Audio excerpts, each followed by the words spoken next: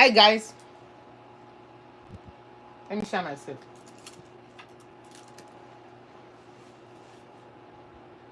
Hi guys, how are you all doing?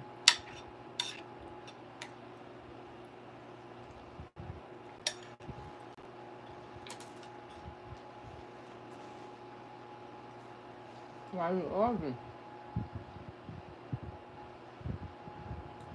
Where's me go?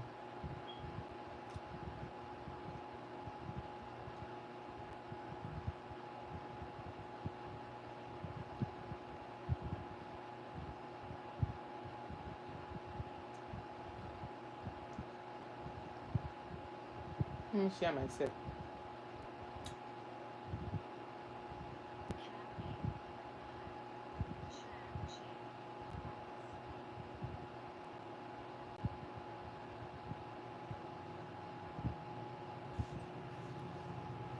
How are you all doing? Today, I used to wig. Did you still want to see my head? No, no. Today I used wig. I used wig today because I am cold.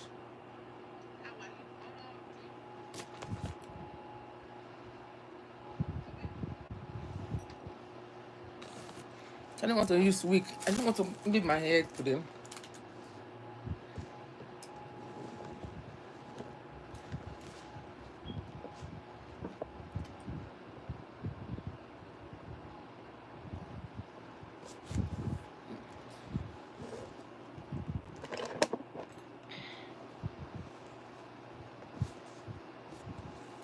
I want you to see me clearly. Because today's matter, it is going to be very interesting.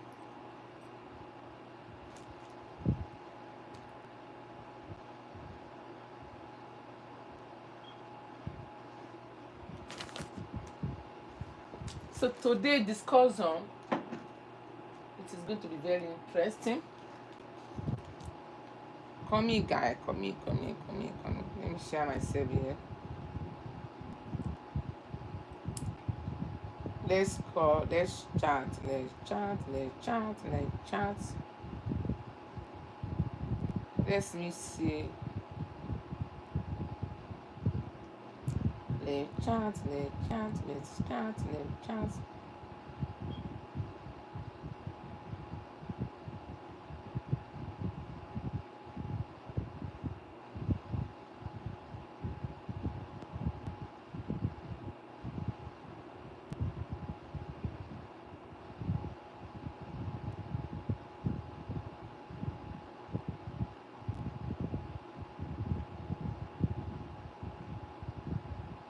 Let's chat, guys. Did you see the topic?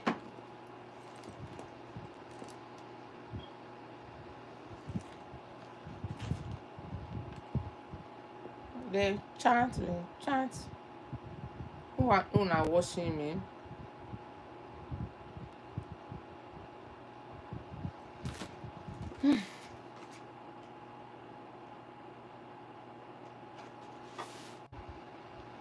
This network is funky.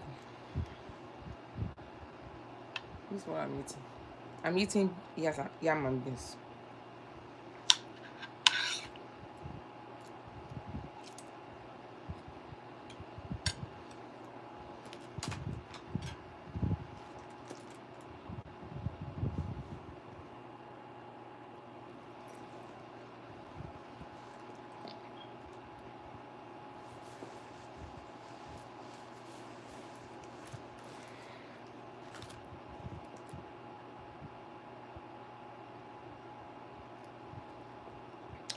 So let me see the topic. In an abusive relationship, is moving out is the best option? Okay, I have my reason for this time, for this topic. Okay, I got my reason for that. Because in an abusive relationship, every woman Nobody want to experience that, right? No woman want to experience an abusive relationship. Is moving out is the best option. So let's talk, guys. Let's chat. Let's discuss. What are your options? What are your opinion? Oh, should a woman stay there while abusing by her husband? Will she move out? Is moving out the best option? And will you move out if you are experiencing an abusive marriage? Will you move out? Or will you stay there? This is show somebody's watching me and people are watching me. What is this? Will you stay there in an abusive marriage? Or you move out? Is moving out is the best option. Let's chat, guys. Let's discuss about this. And before I forget, happy Easter, guys. Happy Easter. Hope you guys are having fun today. Hope you guys are celebrating your Easter. What did you guys, how did you guys celebrate your Easter? Because I go to work. So I go to work, just came back. Today is Easter, and at the same time, I went to my job. I came back like 2 hours ago. So why some other are celebrating Easter? So me, I went to my job. I just came back.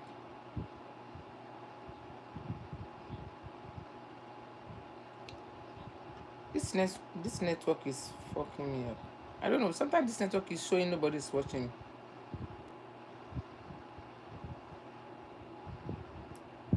So I came back. I went to my job. So happy Easter to you all, guys, over there.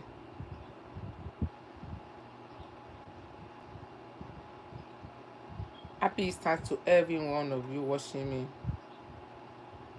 wherever you were watching me from. So will you stay in the abusive marriage or rather leave?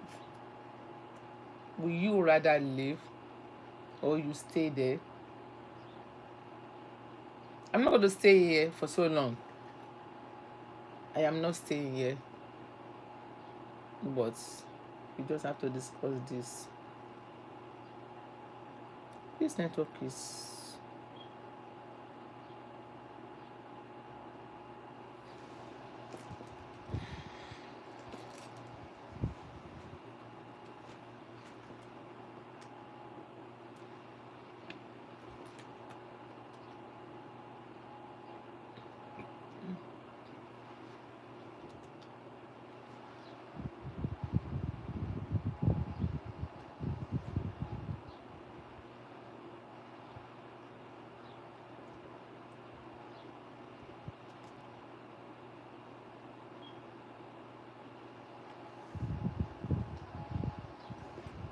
Okay.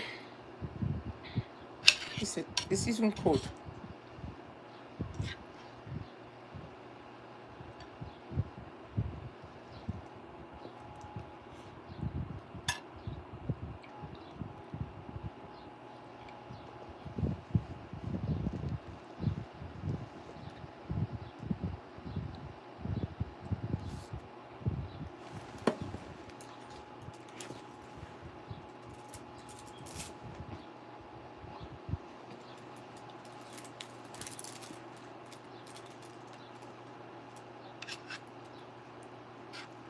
So I'm watching me say something.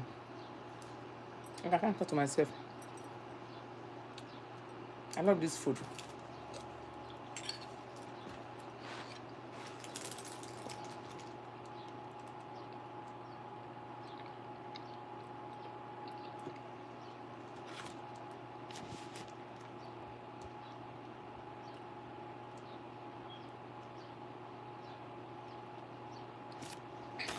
So will you rather stay, or will you rather leave or you stay?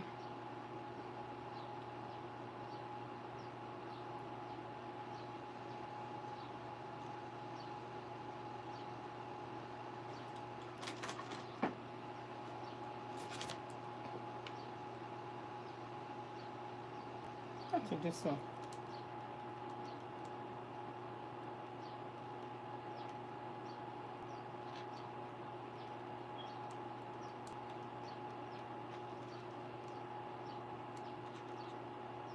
No.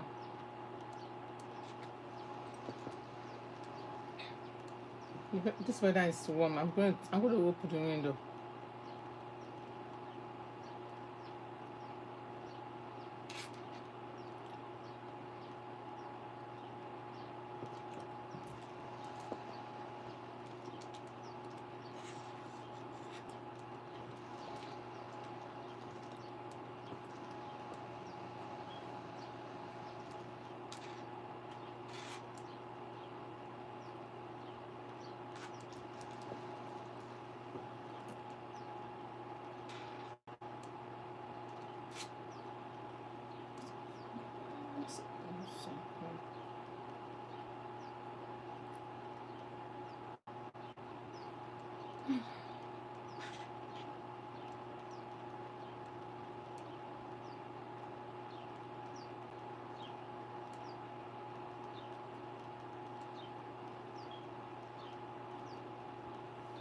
Okay.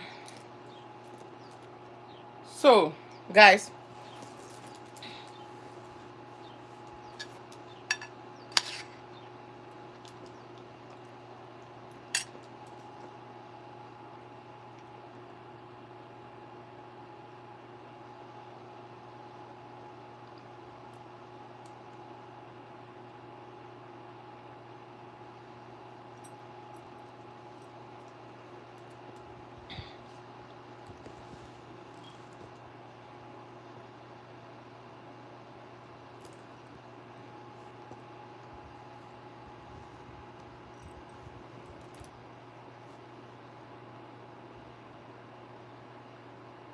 in an abusive relationship, is moving out is the best option. Guys, is it moving out is the best options? Hmm?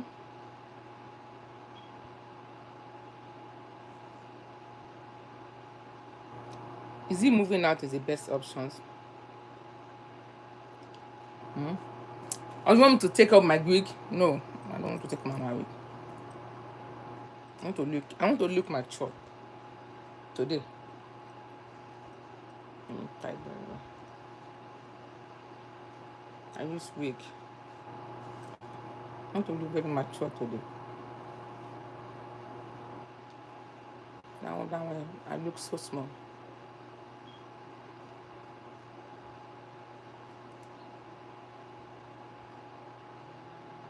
I want to look mature because we are talking about relationship. Yeah.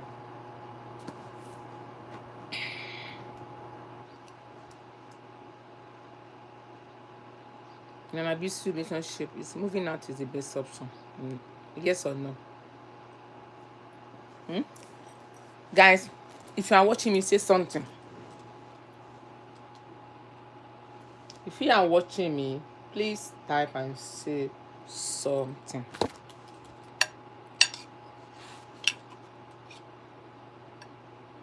I'm hungry.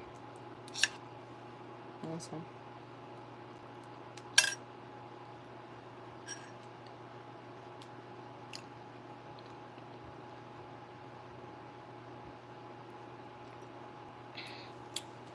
Is moving out is the best option because do you know why? Do you know why I bring this topic?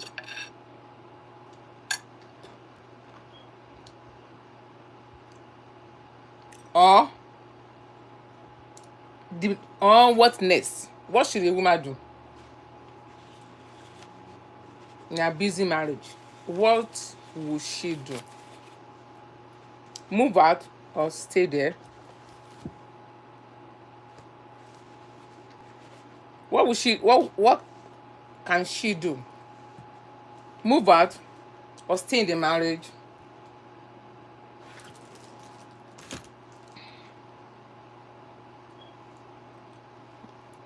Is moving out is the best option, or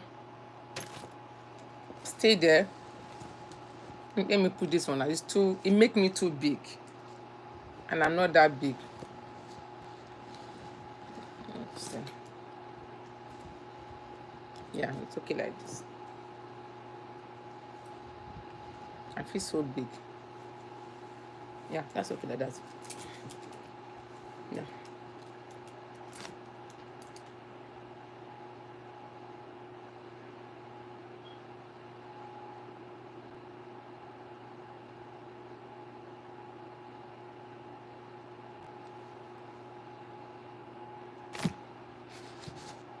If you are watching me, please say something.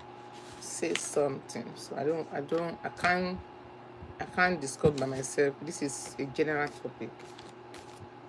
General and very sensitive topic. Very, very sensitive. Do you know why I brought up this kind of topic? Why I brought this topic? Guys, you want to know? Did you want to know? First, what is abusive marriage? Abusive marriage.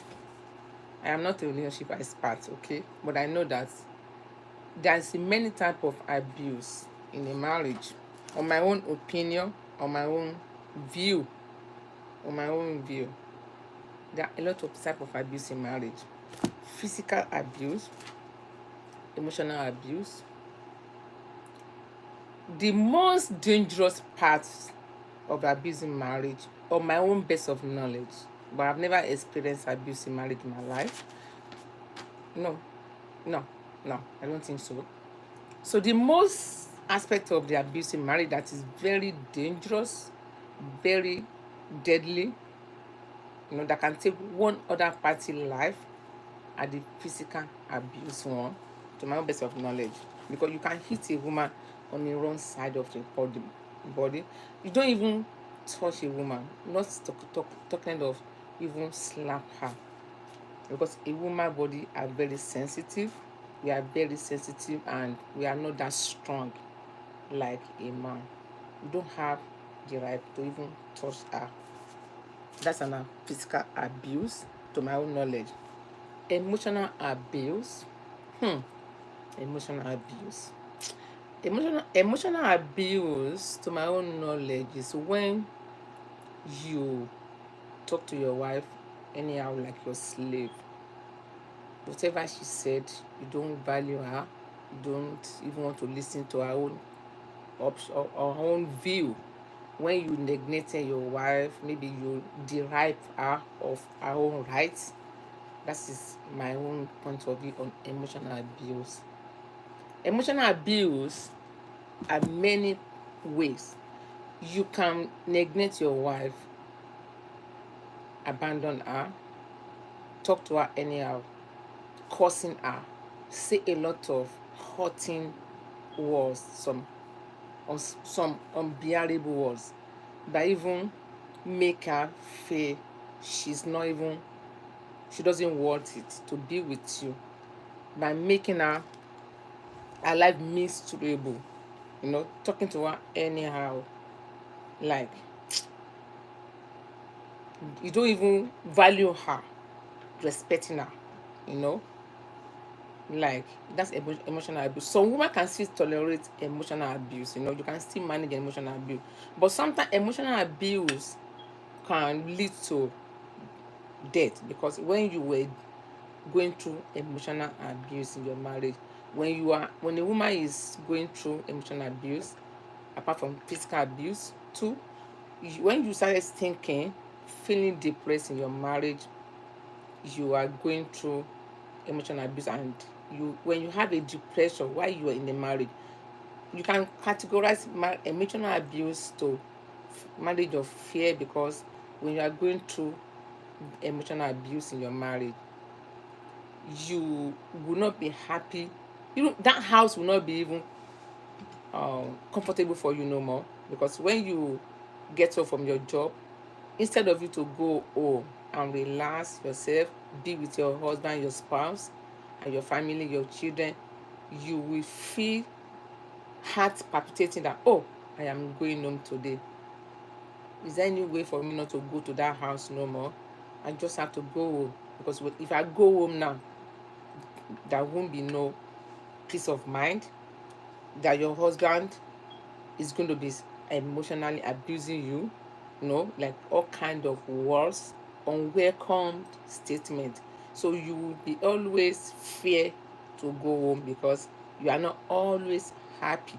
When you go through emotional abuse, let's say your husband is always away, maybe go to work, maybe someone that always travel, and you won't even wanted him to come home because each time he's home, you always not comfortable with him, but you want to be in that marriage because of kids.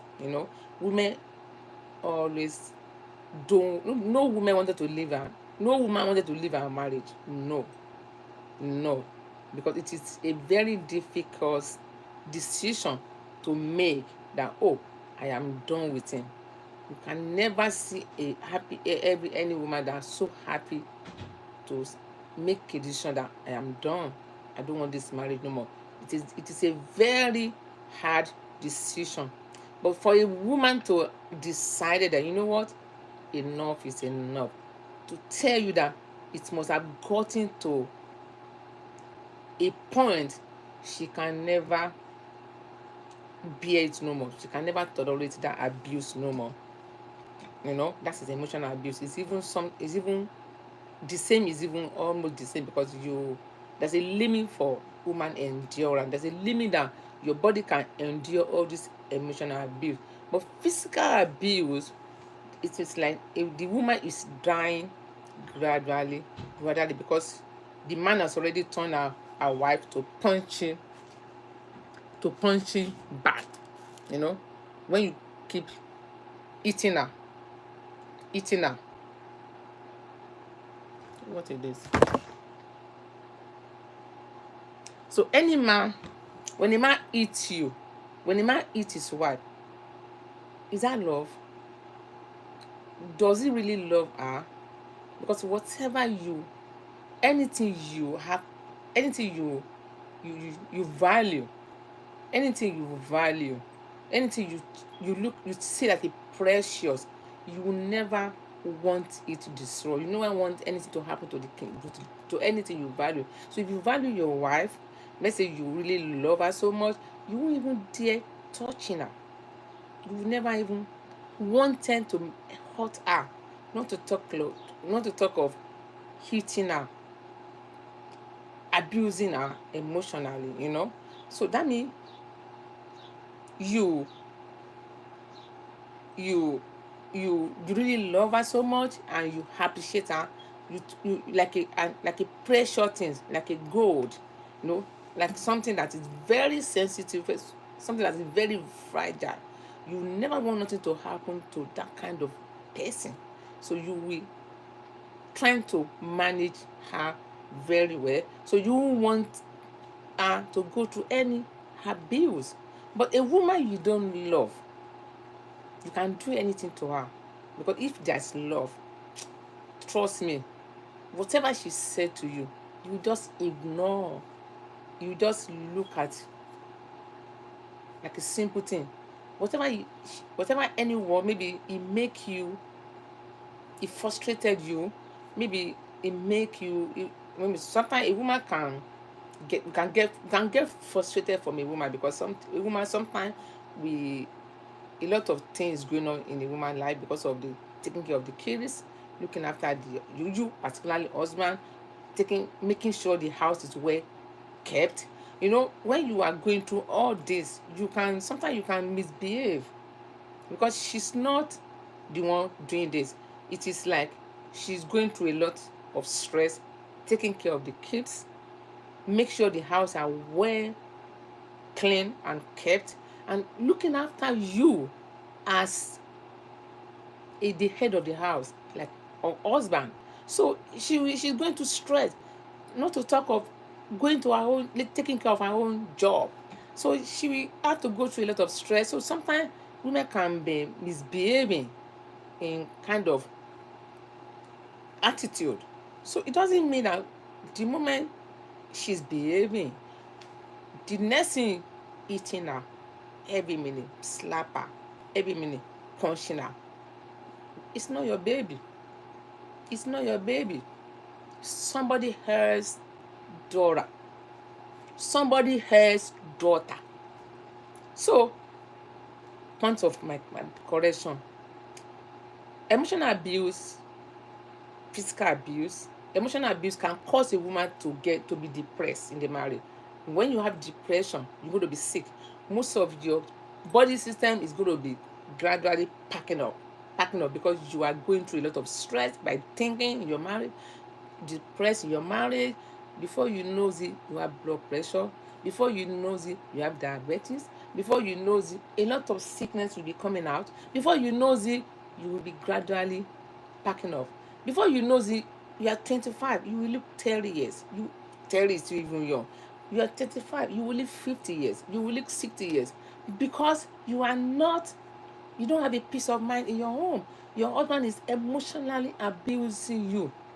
You are thinking so much because he never give you a peace of mind. You were going through emotional abuse. Physical abuse, that means you are eating her every minute, every second. You want to take full control over her, dominating her. Because I don't think, maybe you feel insecure. When a man eats his wife, an insecure man hit his wife. But is packing out or moving out is the best option. Who am I to judge? Who am I to tell someone to move out from her marriage? Who am I to say, move out? Move out. He hit you. He want to kill you. He beat you. You don't want to die there. Why? Is marriage by force? Is marriage is do or die? Trust me, my fellow viewers that are watching me, if you tell a woman to move out of her marriage because of emotional abuse, physical abuse, you are the number one enemy. So don't blame some pastor that will tell you stay in your marriage. Would the pastor tell you to move out of your marriage? Who is pastor that will tell you move out? Is pastor the God? Is pastor the one that joined together? You saw this guy, you were dating this guy, you were cutting relationship, you were cutting like maybe you didn't pick this guy 1 month and suddenly marry. Oh, I saw this one beautiful lady. This guy is cute, handsome. We're getting married tomorrow. We are getting married next month. Oh, trust me. If he punch you, don't cry and come to anybody that he punched me. Did you study her? Did you know? Did you have a courtship? Did you even study his character? Did you think, are you a perfect match? Did you ever watch some of this behavior? Oh, can I be with her? Can I be with him? Is he a perfect man for me? Is he trying to entice me with beautiful things, diamond, gold, car? Can I be with him? Is he trying to convince me? Did you have a courtship? Did you study him? Did you notice how often he gets mad? Did you notice how quickly he irritated with your words? Did you see how did he always play with you, joke with you, sit down with you? Oh, maybe he's kind of man that tolerates women. Because some men can complain like every minute, every second, every minute, every second. Why do you put this one on the table? Why this one here? Why this one? You'll be jumping back. He's coming home, said you and your children will be falling on each other. Your daddy is coming here. Your daddy is coming here.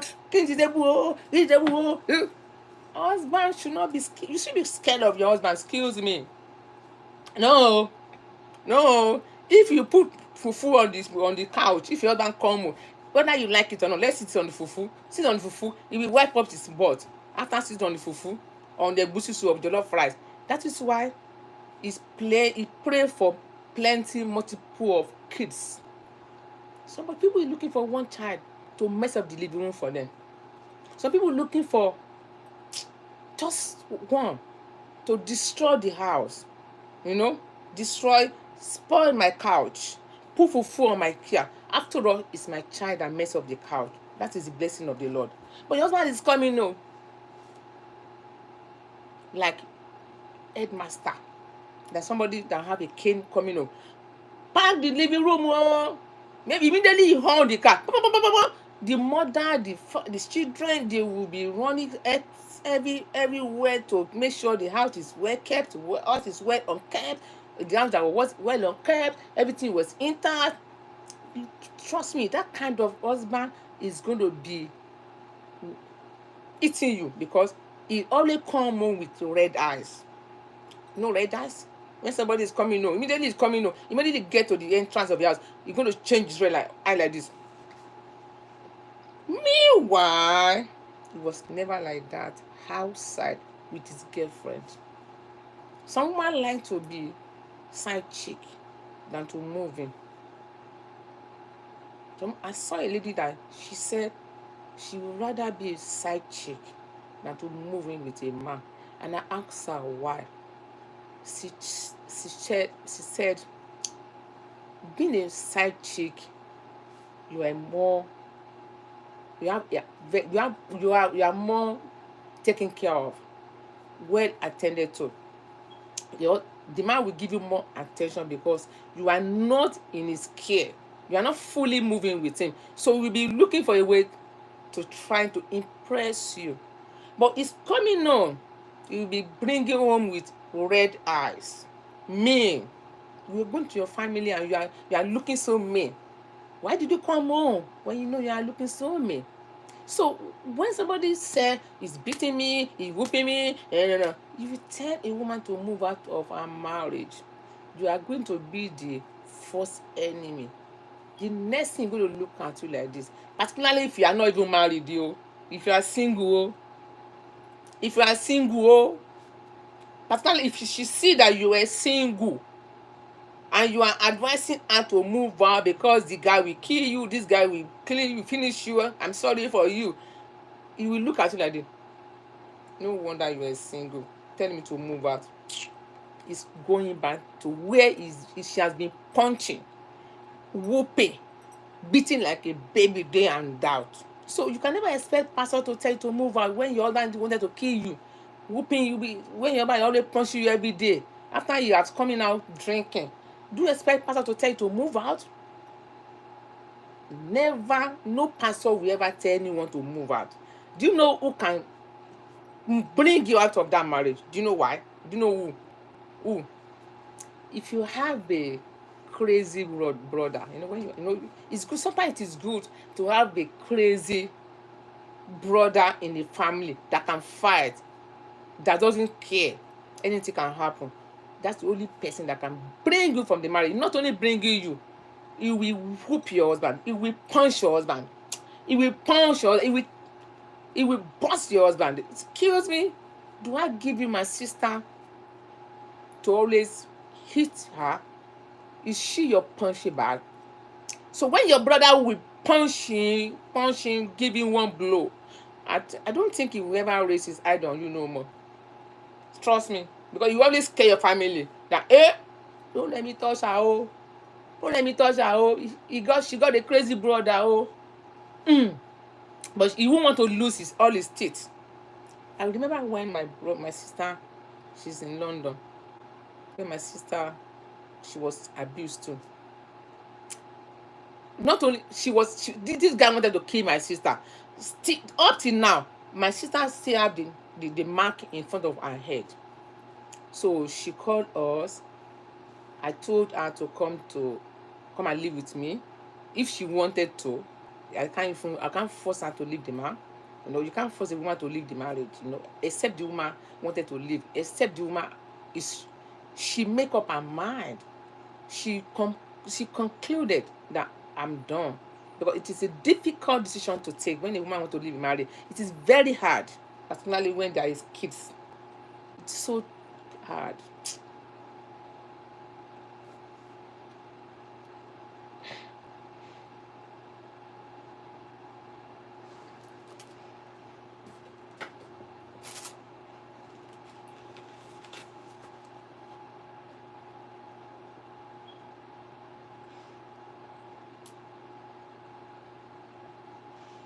Excuse me, guys.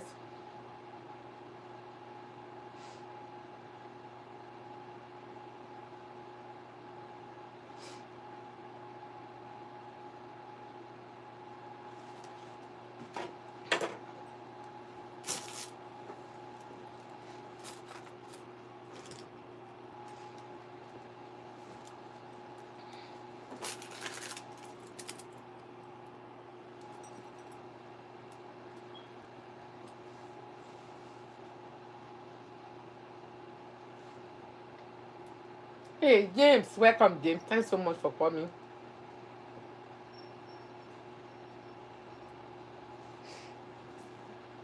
It is so hard for a woman to leave her marriage. It's so touching because I was thinking about the guy, the little guy in the marriage.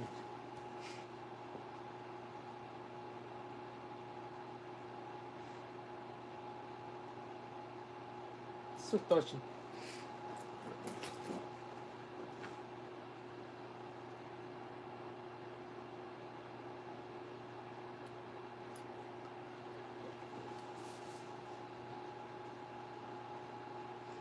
So touching, guy, because when she was going through a lot, that marriage, she's she has somebody she confined in, but she can't leave. She can't leave. Yeah, people were just talking. Hey, she should leave. She should move out. She can't leave because sometimes women attach to the marriage, particularly because of the kids. Yeah, because particularly when if the kids are very young. Sometimes women think about the life of the kids. So because you will think about where do these kids start from, and particularly if the husband have marry another wife, how will can never no woman, no other wife can never show your children the love you're going to give them because they are not our own kids. No one can show your kids the love you have for your kids. So you cannot tell a woman to leave a marriage because except the woman make up her mind to leave the marriage. When the woman said enough is enough, nobody can tell her to go back to that marriage. So I was reading some comment when about this Oshinachi that she died in the marriage. People say she should have somebody that she confine in. She should tell the family. She should tell the brother. She should tell the friend. She should tell the pastor. She should tell this. She should tell that. No, she thought that something can be uh, changed in future. So she believed one day, God will change her husband. It's not only her that went through an abuse in the marriage. A lot of women in Nigeria are still going through an abuse. And they are still in the marriage. But they will never tell anybody. They won't expose their husband to outsider because they were trying to protect their marriage, trying to protect their husband because they knew the moment they tell other party about what is going on, it will get worse, and after not only get worse, the marriage will finally destroy because she still can cope at that moment because it is not every day what we see or what happened to this marriage that all men are abusive, not all men.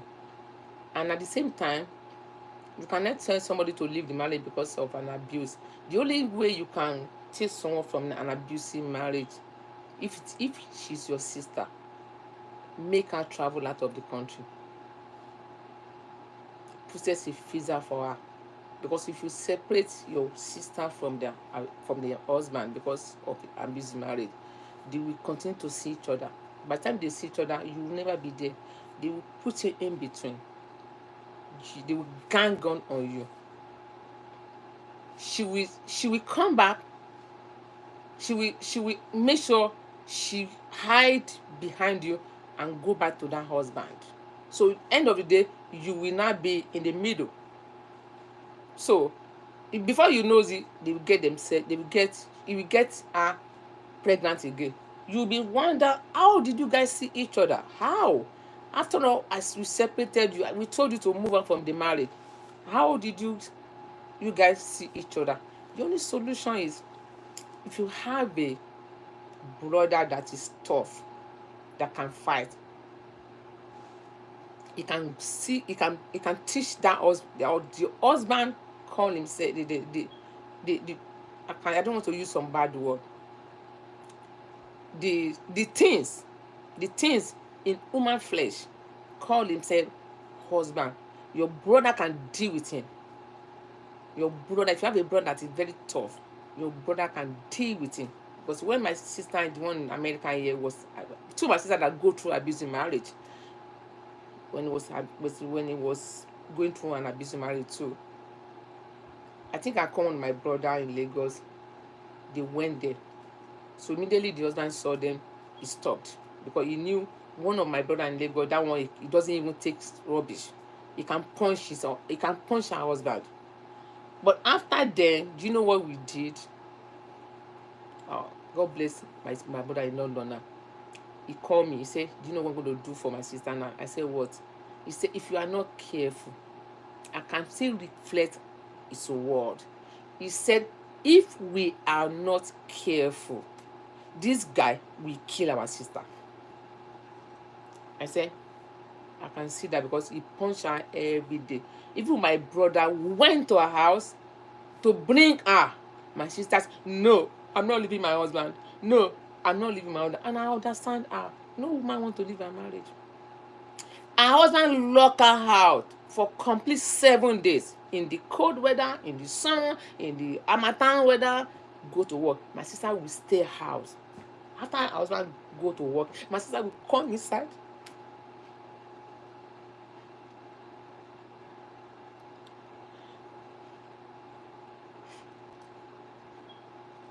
She never leave the marriage. You can never tell a woman to leave her marriage. No woman want to do that.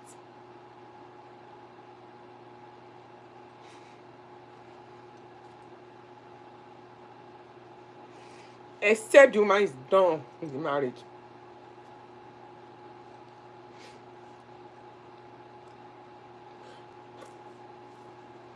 Sorry, guys.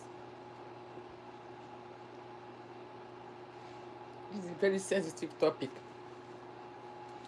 Because I have a sister that gone through abusive marriage too. But they don't die there.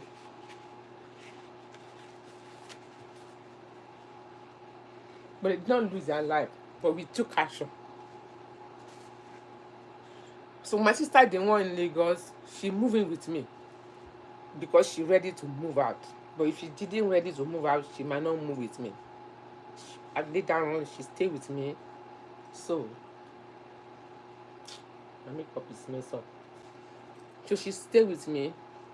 So she's travel out. She's in London now. So my other sister, she's in Chicago.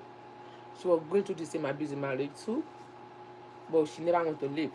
But I understand she don't want to leave because of her children. Okay, so you can't force a woman to leave. So sometimes moving out is not the best option. But sometimes when it's get to an unbearable stage, when the family member are the one that should take the decision that, you know what, we give you this daughter, we are having her back. We don't give it to you to kill her for us if it's becoming unbearable. So this my brother are the one that took action. He said, we need to take her out of that marriage before this man kill her for us. He called her, come to Ibadan. He came to Ibadan. This my brother take the decision. He took her to a friend in Dubai. He processed traveling for her. She got visa to America. I'm telling you, Why a woman doesn't want to leave marriage? No woman want to. Some woman rather die. You know why? Because of shame, because of what people will say, because of people around us. Because some people see you when you are single, they will segregate you. When you are single, the church member will don't want to deal with you. They will look at you like someone like a committed a crime. Some people think when you are single, you don't have a life. Some people think when you are single, that means you can't manage your marriage, but they don't know what you are being through. So some women would rather die because of these shameful acts from other people around us. Some women would rather die in that marriage because of what people around them will say. Some women would die in this marriage because of they don't want to be a living stock. So people around us are the one that cause most of these people that stay there and die there. The environment. But not in this Western world anyway. I'm talking about back home, Nigeria.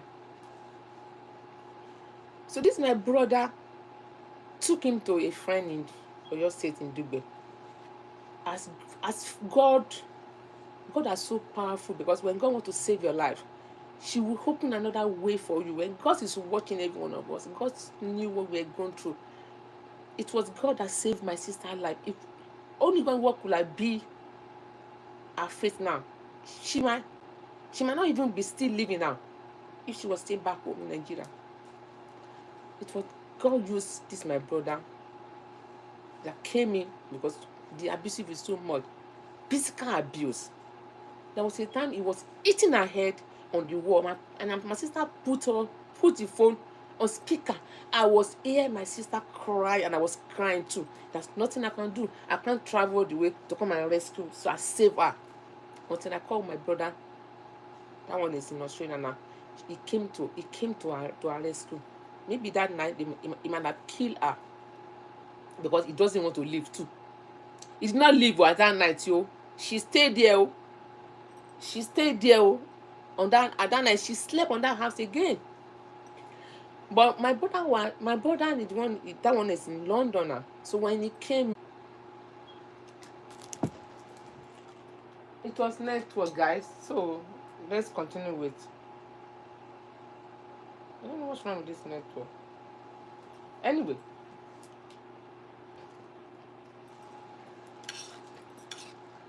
I'm not going to cry again, okay?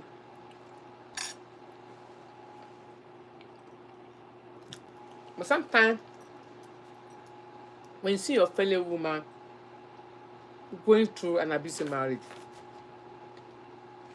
it's so painful, and it's so very painful because no woman wanted to leave her marriage. No.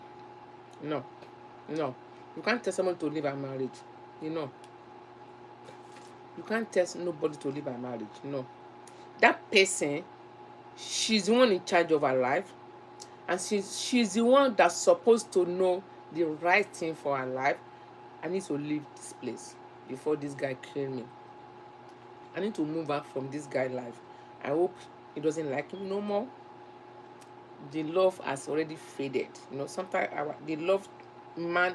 Let me explain to you love. Women fall in love more when they start having children. Women fall in love more. Women can marry. A lady can marry you for the first time. When she started having children for you, she going to grow in the love.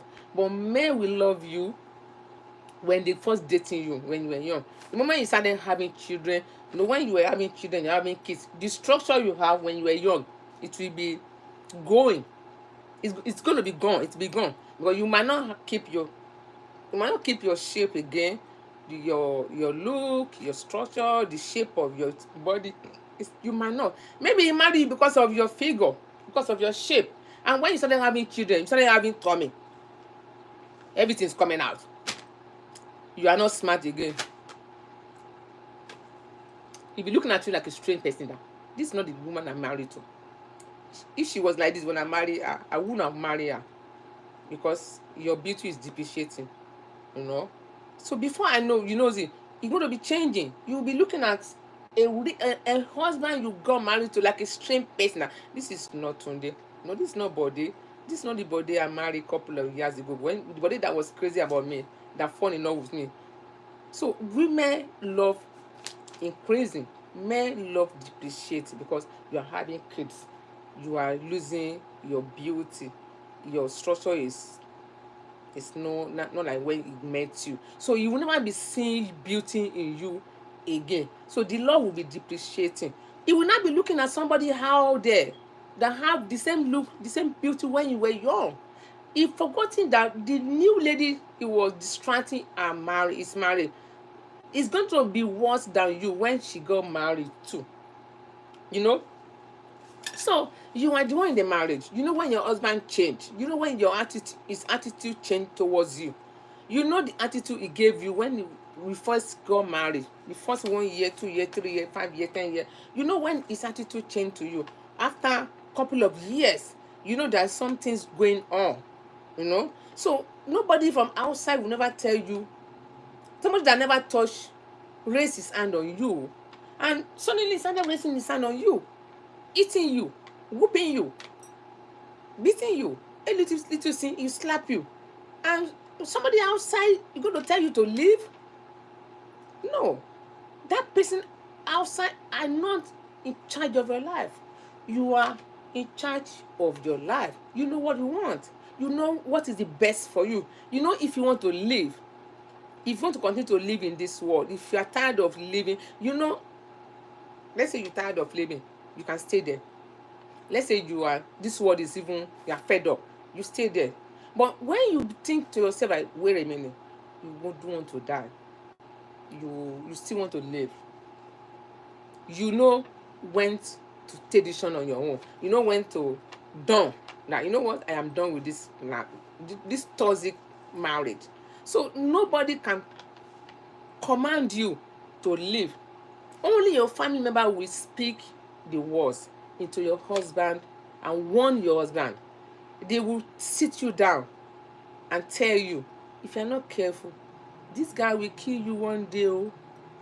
If you're not careful, they will not even tell you to move, your family member. They will just tell you in a proverbs, if you're not careful, this man will kill you. Yoruba will say, alátiṣe ló máa ti ṣe ara ẹ o. That proverb speak it all. When Yoruba tell you that alátiṣe ló máa ṣiṣẹ́ ara ẹ o, that means you know what to do at the best time, at the right time.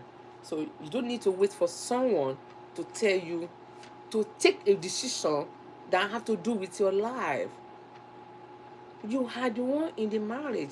You are the one seeing this guy day in, day out. You are the one living with this guy. You are the one that have fears in the home that was so sweet before, that was built with happiness and love before. But suddenly this guy changed, and you are waiting for someone out there to tell you to move out.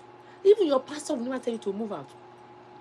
Your pastor has no right to tell you to leave your abusive marriage, because that is not the job of pastor. People are just blaming pastor. Would pastor control your family for you? Why you only blame pastor? Pastor even have his own problem in his marriage. He was just pretending for yours, yo. When they come to the altar, oh. Even pastor wife is going through what we are going through. Oh. The pastor wife is just, tolerating her husband, trying to cope. Because pastor wife is ashamed of the church member. Because the church member is looking at the pastor that, how could you tell me to stay in my marriage when you already divorced your wife? When you stay in your marriage? So pastor self keep his marriage, yo. I don't know what's wrong with my network, guys.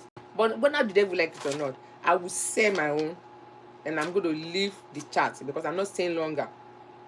I will say my own and I will leave the chat.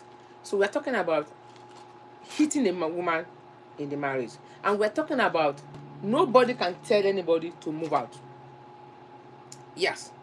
So as my story, that because I have a sister that go through the same thing too. It is my sister, my blood sister, two of them. The one was even terrible. She's an American now.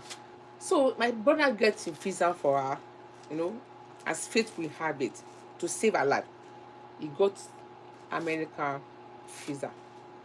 So when she got American visa, I'm just using an example of a real example for what we are talking about today. Do you know what my sister did after she got visa for America? She sits down on the rug in my house, and I was asking her, "What's wrong with you?" He hold the visa like this, the passport and the visa. He hold it like this. We were looking at it like this. Instead of her to be jubilating, to be jumping, "I'm good to America, I'm good to America," she was so sad. She was so sad. So me and my brother was asking her that, "What is wrong with you? Ah, you got American visa and you were sad? You are not happy?" The visa was the American visa that people were looking forward to have. It's just so difficult to get. You got American visa so simple. First time in your life, you sit down. You were so sad. My brother said, he threw his passport to her. "If you like, go to America. If you like, stay in the abusive marriage. This man will kill you one day." He told my sister that. "So you don't want to leave because you don't want to leave your husband? Why make you sad?" And the next thing, he was so mean to us that you guys want me to leave. I said, "We are not. You know that we want you to leave. We want you to travel to and better your life. But this man keep punching you. You don't want to stay there. This man will kill you one day." Oh, that one I said to her. But she was so sad because she's going to leave her husband and her kids. So two things that made the woman to remain in the marriage. When they fall in love, if you want to kill them, they will not leave that man. Whether you like it, say it 1,000,000 times. All of you, bring her. She will go back. When the woman fall in love with her husband, if he punch her every day and night, she will stay there. She won't leave. Family member can separate them. She will not go. And the children too, attached to them. The woman don't want to leave the children with the marriage of abusive. So it happened to my sister. My sister was crying, almost crying, when she got visa because she doesn't want to leave her marriage. And the marriage was abusing her. The man punched her every day. So sad anyway. The man punched her every day. She had to go to America. She doesn't want to leave. When I followed her to the airport, she was thinking like this. She was looking like this. I was looking at her. Our last born was looking at her. "What's wrong with you? Don't want to go? Now go to America. Stay with that man that always abusing you, punching you. Go and better your life." That is how we separate them. That's how we separate them. Ask me what happened after we separate them. Ask me what happened. That's how we separated my sister from that marriage. By taking her out of the country, make her traveled. Because she will never leave. You can never tell a woman to leave her husband and her kids because of abusive marriage. You are not the one that's supposed to tell her, "I'm having a headache," because this topic is very, very, very, very emotional. Maybe because I cried. Because for that lady that died there, was Chinachi. People were just saying she should have lived. She will not live. She will not live. People were saying she should have lived. She should have lived. She should have lived. She will not live. People were just saying that. People were saying the pastor should have come in. Pastor will not come into the marriage. It was God that joined two people together.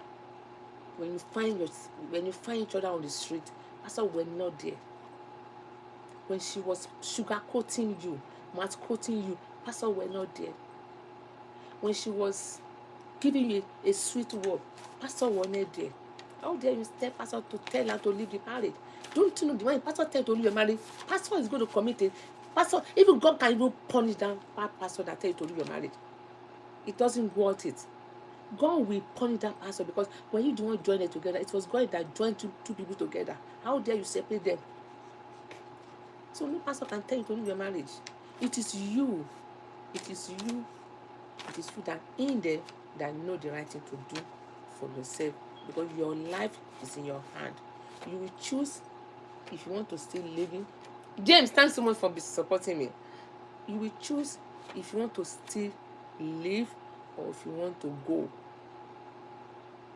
Your family member will just try. They can never separate you. Your family member was never there when you meet each other on the street. They were not there. You brought this guy to us, that this is the man you want to marry, and they accepted him because that is the person you love. So your family member cannot say because he punch you every day, oh, we are going to separate you. They will just give you a word of advice, and they will try. They will try to try their way if they can use some style to say. They can't even separate you. They can't. Except they will tell you, you guys should separate first. They will tell you, you can move in with us. Let's see, maybe it's going to change. Sometimes when these men are alone, they miss their wife. They change their way. They change their character. They change their behavior. Sometimes the family member can tell you, why not move in with us? Let's see if this man can change to a good life, can change his kind of behaviors. Let's see, maybe you move in, come back home, we accommodate you, we give you one room in their apartment so that you can manage for a while. Your husband can have a change of his attitude. So that's the only thing the family member can do. They will never tell you to move permanently, that you are not going back again, because inside your mind you still love him. So the family member doesn't even know your mind, but you know your mind. So oh, I didn't even look at the. Oh, Ima, thanks so much for coming. Thank you so much. You can see the topic. It's very, very, very, very sensitive topic. What are your opinion, guys? I was just talking about, because I have experience with I have two sisters that have experience about this kind of topic, which is it's very touching. It's very, very touching. I have sisters that are going through all this, and I have two sisters that go through all this too. But thank God they could be able to manage that. And what are your opinion, guys? I didn't even look at the comments because I was just talking. Thanks so much for coming, guys. God bless you, Ima. God bless you. What do you think about the topic? I was just my network is just messing up. My network is messing up. I don't know why. What do you think about this topic? Is it you as number one enemy? The first enemy? Yeah, bad name. I don't know why. If you tell your friend or your sister to move out, he will look at you as the first enemy that doesn't want her to have a marriage. So you have to be careful when you see two couple fighting. You have to stay away. You have to be careful. Be careful what you said. Be careful your action. Be careful what you do. Because end of the day, they will come back to each other and they will put in the middle. Trust me. So relationship very, very sensitive matter to come in, to intervene. Only God can intervene in relationship. Only God. You can't tell people to move out. You can't pack out. Move out. You don't want to die there. You want to kill you. Eh? You better leave her and be praying for her. You better be praying for her, because if you tell her to leave now, he will put the blame on you, family member. They better be praying for her. Pray for the husband too, for the change of heart, but for God to take control over their family, for God to take control over their relationship. Because when he started eating you, it was the devil that came in. It was never like that before when you met him. Because if you see him the way he was eating you now, I'm sure you won't even marry him. Because a normal person will not marry somebody that hit him when he was dating on the road. I never see a normal woman being a woman. When somebody is eating you when you were still dating, and you go ahead and marry that kind of man, you won't even think of that. So when he was dating you, when the going was good, when he first started chasing you, the first year in your marriage, second year in your marriage, he was never hit you now. He won't do that. Does he do that for you? No. So when he changed suddenly, there was something going on. Make him change. And the most thing that make him change, the most thing that only make a man change, you know, the most thing that sometimes make them to change. To me, oh, I don't know, but they know.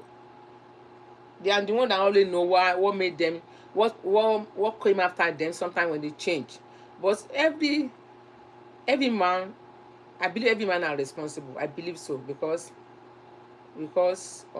before you can make up your mind to get married, you must be a responsible person. And someone that is not never responsible will never plan of getting married, you know. So when you get married, you know that you're going to have somebody else that was never your family. She from other family. She was raised by her own mother, her own parent. She was never raised by your mother. The way you were being raised was never the way she was being raised. You should believe that her attitude, her character is going to be different from your character. So that means you have to restructure her to the way you want, because you're going to be living with you. So the way you wanted her life to live with you, you are going to be the one to change her to your own style, because she was never living with you before. She was raised by her mother, by another parent, by her own father and her mother. So her own way of nurturing her is different from the way they nurture you. So you are going to start living together and manage each other. So when she's dating you, she will never see you that like that and go ahead and marry you. She won't do that. No woman will ever. Yes, bad network. Happy Easter, my sister. Bad network. No woman will ever go ahead and marry anyone, even just like this, and tell her it's a mistake. No woman will go ahead and marry you. He will think otherwise, that why must he just do like this to me? If care is not taken, this guy he will be whooping me. Oh. If care is not taken, this guy will be punching me. Oh. So no woman will go ahead and marry that kind of man when dating him, because you should have dated someone before you make up your mind and get married to her, to the person you will date. Let's say nowadays now people trying to date for, in those days we date for 2 years. In those days you can date for 3 years, 5 years. But now, because uh, of the civilization, now everything is technology now. Some people date 3 months, they got married to each other. Some people date 6 months, they got married to each other. And you don't expect to date somebody for 6 months and know all their character, because it's easy for someone that it is so easy for someone to hide and pretend. No way you can see all our character. People can pretend. You pretend for you for 3 months, you will never know. That kind of person will make him marry you. After he bring you, marry you, hook you, then you're going to see his true color. That kind of person that you married him accidentally by mistake. That means they say something like oja okuku, like black market. Yeah, black market. Because you marry a black market husband because you never dated him, you never studied him, you don't know who is it. You just saw each other on the streets, you plan on marriage in 3 months. If he started beating you, don't blame no fucking body. Don't put on blame on anybody. You choose to live that life. You choose that because you don't know him. You don't study him. You can't know somebody in 3 months. Don't you know people? People can hide. People can pretend. People can pretend for you even for 1 year. Some people can live a fake life. And you marrying him, started punching you. What do you expect? That's the black market, yo. That's black market, yo. You know, that's the black market, yo. Because You can buy a product now, you don't test it, and you get home and see that, oh, some people buy handset in Nigeria, and when they take the handset home, they see that they put some soap, they plate it like a battery. That kind of husband, eh? Fake handset, fake Nokia, fake iPhone, because you don't study, you don't know who is he, you just stay dating because he was giving you a fake love. I love you, I'll kill you, checking you every minute on phone. You know, some men now, they have some style, they will see, they call it emoji, and he give you emoji. That emoji show that he love you, he have a good character. Trust me, he's going to be punching you. So that's you choose that.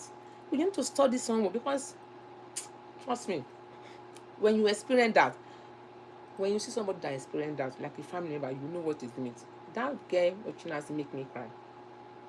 So nobody should blame her that she didn't want to live. Please, no woman want to live. No woman want to live her marriage. My own mommy doesn't want to live her marriage. My own mommy experienced that too. She doesn't live. Her mommy bring her. My mommy stayed there. My grandmommy came all the way from Ilefe. My mommy stayed there.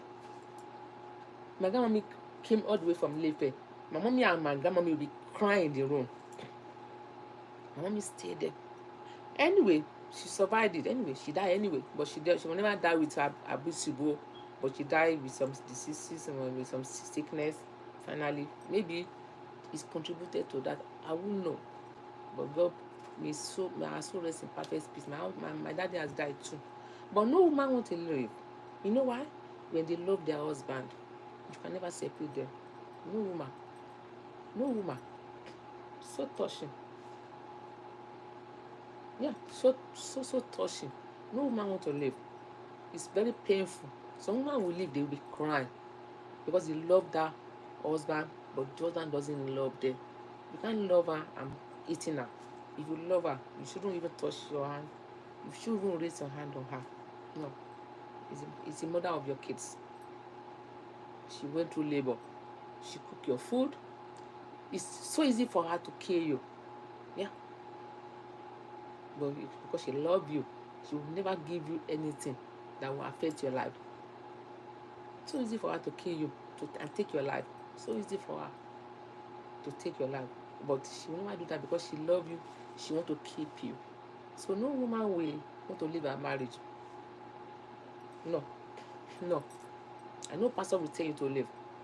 Pastor will never tell you to leave. No. No. So nobody should put blame on pastor. No. You can see my topics. Does moving out the best option? Family member are in charge. They give their daughter to him. When she was having their daughter, it came. In our culture, they will tell you to prostrate. Do you know what that prostrate means in our language, in Yoruba land? That prostrate means we don't give it to you to treat her like a slave. We give it to you. Pamper her. Treat her good. Taking care of her. It's your second baby. It's your mother too. That means of prostrate. Handle her with sensitively, like a fragile thing. You know, you handle a glass. You don't want your glass to break up. You handle a egg. That's mean of prostrate when you want to give our daughter out in Africa, in Nigeria, particularly my own culture. But her father wanted her to be taken care very with respect, looking after her. They don't want you to hit her. That's why they ask you.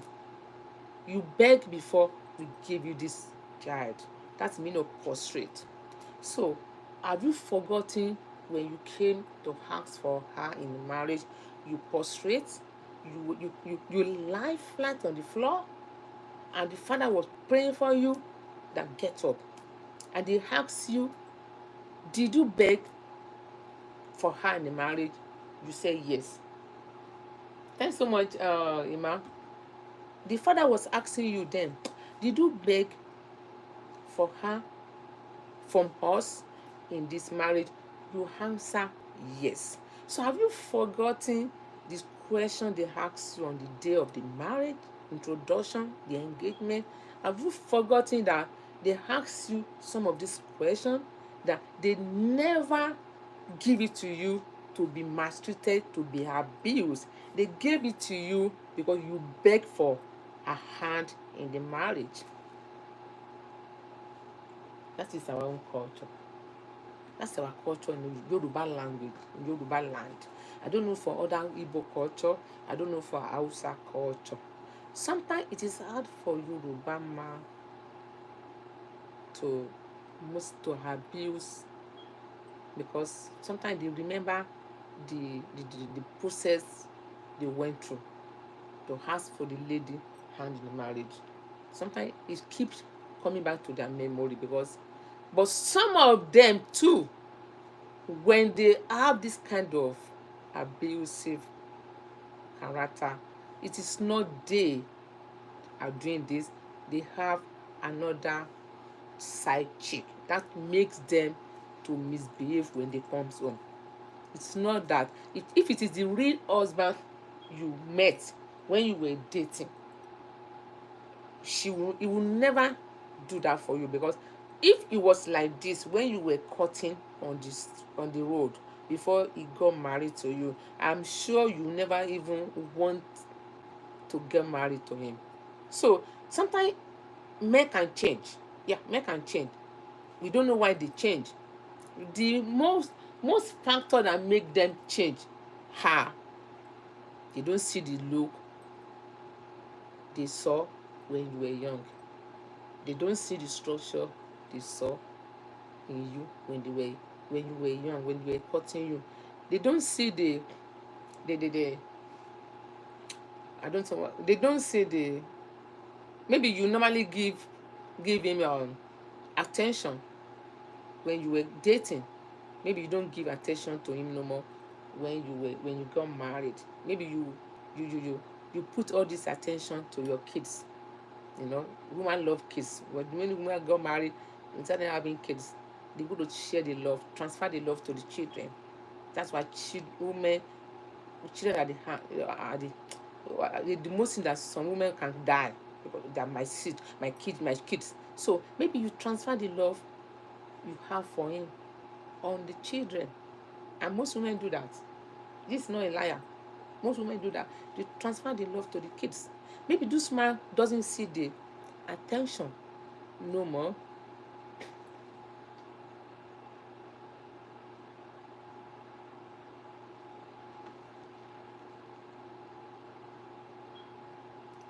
Yes. Oh, let me read the comments.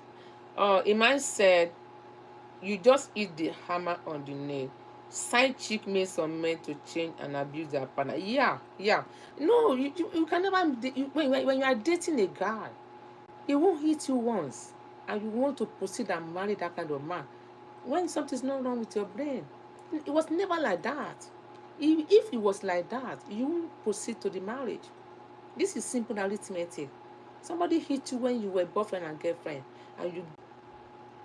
I don't know what on my network. I don't know what on my network. I don't know who is disturbing my network. I'm not talking to anybody. I'm not referring to anybody. We cannot learn from this. Can people leave my network alone? Can people leave my network alone? I'm not talking to anybody. It's including me, my family, everybody. It is just general talk. This topic is general and very, very, very, very, very, very interesting. Very general topic and can help. I never said anything bad on this topic because it's applied to anybody. Anybody can be a victim. You can't date somebody for 2-3 months and tell you find a husband and you want to marry him. Do you know who the person is? Do you know what kind of character he might bring for you when you started in the marriage? It's not boyfriend and girlfriend stuff. It's life. It's life partner. So I never say anything bad. So why can't people leave my message on my internet alone? Please, my internet should don't fuck up again. So this is general topic. It's not about I'm referring to anybody. Whether you were the type of person that hit your wife, every day. And like, we are trying to pass message across so that you won't end up in a jail. Because anybody that buys somebody, that person will be locked up too. So if you know that you are tired of her, then call her. You both sit down, talk, make a conversation, you discuss. You know what? I'm tired of you. You know what? I don't love you no more. You know what? Each time I come home, I just don't want to see you in my life again. You know what? I'm fed up with this marriage. You know what? You are irritating me. You know what? I don't know. I don't just love you again. It is better than you eating her. Trust me. When you tell a woman that, you know what? I don't know. I'm just trying to pretend. Maybe you can think and work out. But I can't pretend no more. I don't want to be living fake with you again. I need to move on with this marriage. It is like you shook me like this. You just forced me to be with you. I want to move out. I know women will not want you to move out. The next thing you're going to lean down. What did I do? Sorry. You want to change anything? You want to amend anything? What do I need to be changed? What do I do? You'll be calling the pastor, calling the family member, and the pastor will trying to convince you. Pastor that is convincing you to stay when you told your wife you are tired, you don't want to be with her no more. It's easy to convince someone, but what about your mind? What about what you really want to do? What about what is really going on in your mind? What is going on in your mind? It is what you want to do. Nobody can convince you. Nobody can give you a sign of a word, a kind of gospel word to make you change, because you are the one. You are living your life. So it's better to tell her, make her sit down, talk, discussion. I'll be taking care of you and your kids. Don't worry. Whatever you need, I'm helping you. I don't want to force myself to be with you. If I'm being with you by force, one day, I might finish you. Oh. The moment you tell a woman that I might finish you, oh, the woman will pick a race. You can be a best friend. It is true. Tell me you will finish me. You don't need to be beating, to be whooping me, eating me. Tell me I will finish you one day. Oh, if you don't live my life, oh, because I am tired of you. Oh, I don't want to be with you again. Oh, you are irritating me. Oh, I'm just tired of you. Sometimes some people can be tired of each other. I don't know. Some people can be tired of each other because at the beginning of the relationship, there's no love. If there's a love in the relationship, the love will be continuing to grow. If there's no love, it will be depreciating. Maybe that man married you because of something. They call that marriage of convenience. And what he married you for was never there again. Maybe he married because of your back. You are starting having children, and the back is no more. In the backyard, it's no more. You are becoming thin. Maybe he married you because you bleach. You change your complexion to yellow. You are yellow. But in a long way, in the future, your skin is dark. You are spot in your face. Everything, you are disgusting. Your face was never look like before no more. It will be depreciating in love. The love will be depreciating. Because he married you because you were living a fake life those days. That means because you trying to look good, trying to impress her with some cream or something like that. So the man might not see that again in you. Maybe he married you there because of your figure eight. I said that earlier. And later on, you started having kids. This figure eight is no more. That kind of man can have a change in the future, and the love will be depreciating. The love will not grow. But when the love started from the background, and he married you when you first started with whatever who you are, whether you don't look good, whether you are dark, whether you don't have backyard, whether you don't have this, whether you are just marry you the way you are. That kind of love grows, because he never married you because of some artificial stuff. that you can never, you don't, you don't, you can't even have the money to maintain that thing in the future no more. That kind of man, the love will be depreciating. No, you just, before he knows it, you're going to be changing, because he's going to look at other lady outside that have the structure he saw on you when you were young, but you can't maintain that structure no more because of the financial aspect. Tell me, why won't he hit his hand? But sometimes you are natural. There's something you were doing to him that make him wanted to marry you when you were young. I'm just talking like a woman. I have my own mistake too, because all women, including me, including my sister, there's something you were doing. Maybe you were not sometimes, but something you were doing when you were young. Maybe you were so concerned about him, you care so much about him. Suddenly you change. She never see the care again. He will be depreciating. He will be losing interest in you. Before you know it, you started eating you. Never, you can never see any man that love his wife and hit him. You know why? Whatever you love, you won't want it destroyed. You won't want it lost. Trust me, because you want to keep it. Because let's say you have a nice car. If anybody is going on the road, scratch your car, you will whoop the person. That's me. You love that your precious car. So whatever, anything you love, you will protect that. You will love it. You want it to keep it. So a woman you loved, it's going to be like a sensitive thing for you. So there's something that make them to change. Some of them have a side attraction, because the moment he doesn't have a side attraction, when he first married you, he was focused on you. He gave you all the attention you needed. He showed you love.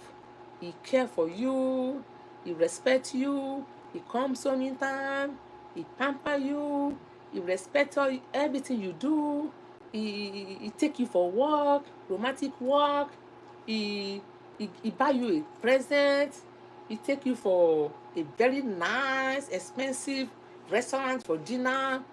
Then he doesn't have a side chick. But the moment he change, you will know. Women, we know when a man change. Only we don't want to talk. Yeah, when they change, we know. Only women pretend to as if they don't see it. Women know when their husband change. Women know when there's something going on. But women pretended as if they don't want to know what is going on. They pretend as if they don't see it. They hide. You know why? You know why? God bless mothers. God bless all wives. The woman is going through a lot. It's very emotional. I don't want to cry again. So women are going through a lot. No. No. It's so pity about this girl. She won't tell the pastor. You know why? The marriage will destroy before she leave. Because some other doesn't want you to tell anybody about their life. They want private life. And they only want to listen to them. They want you like do as I say, like commanding, commanding, total control over your life. Do everything that they can do for you. The moment you are submissive, the moment you are so humble, and they take this humbleness for granted, because women don't want to leave the marriage. No woman want to. No woman want to. No woman want to leave marriage. Never women want to. Women want to leave. No. The one that leave, it has got to a stage of unbearable. A point of, I can't bear no more. A point of, no, I can't do this no more. No. You're going to be the one to say, I am leaving. Nobody can tell her to leave. You can't tell nobody to leave. If you tell a woman to leave her marriage, you are number one enemy. He will see you as an enemy. Oh, I should leave. No wonder you are single. No wonder you don't have a husband. I should leave. He will look at you like this.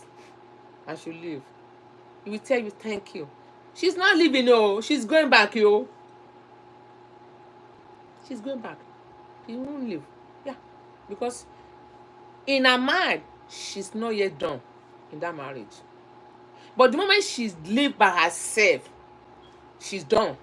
But sometimes women leave, they go back. You know why? They fall in love with the husband.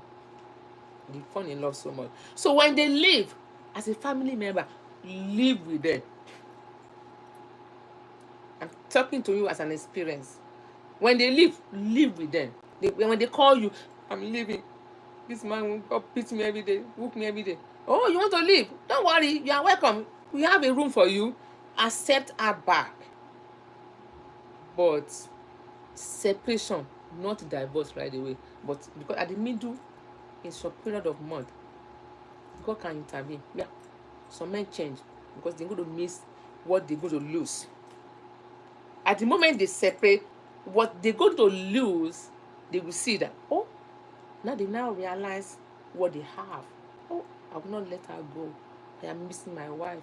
I'm missing my kids. Let me have her back. Some men change totally. Some men change and have a change of heart, change of attitude. But for the family member to say, I'm going to separate you, they are not they are not in right to separate them. They are not. They can only come in and say, why don't you come and stay with us for some couple of months?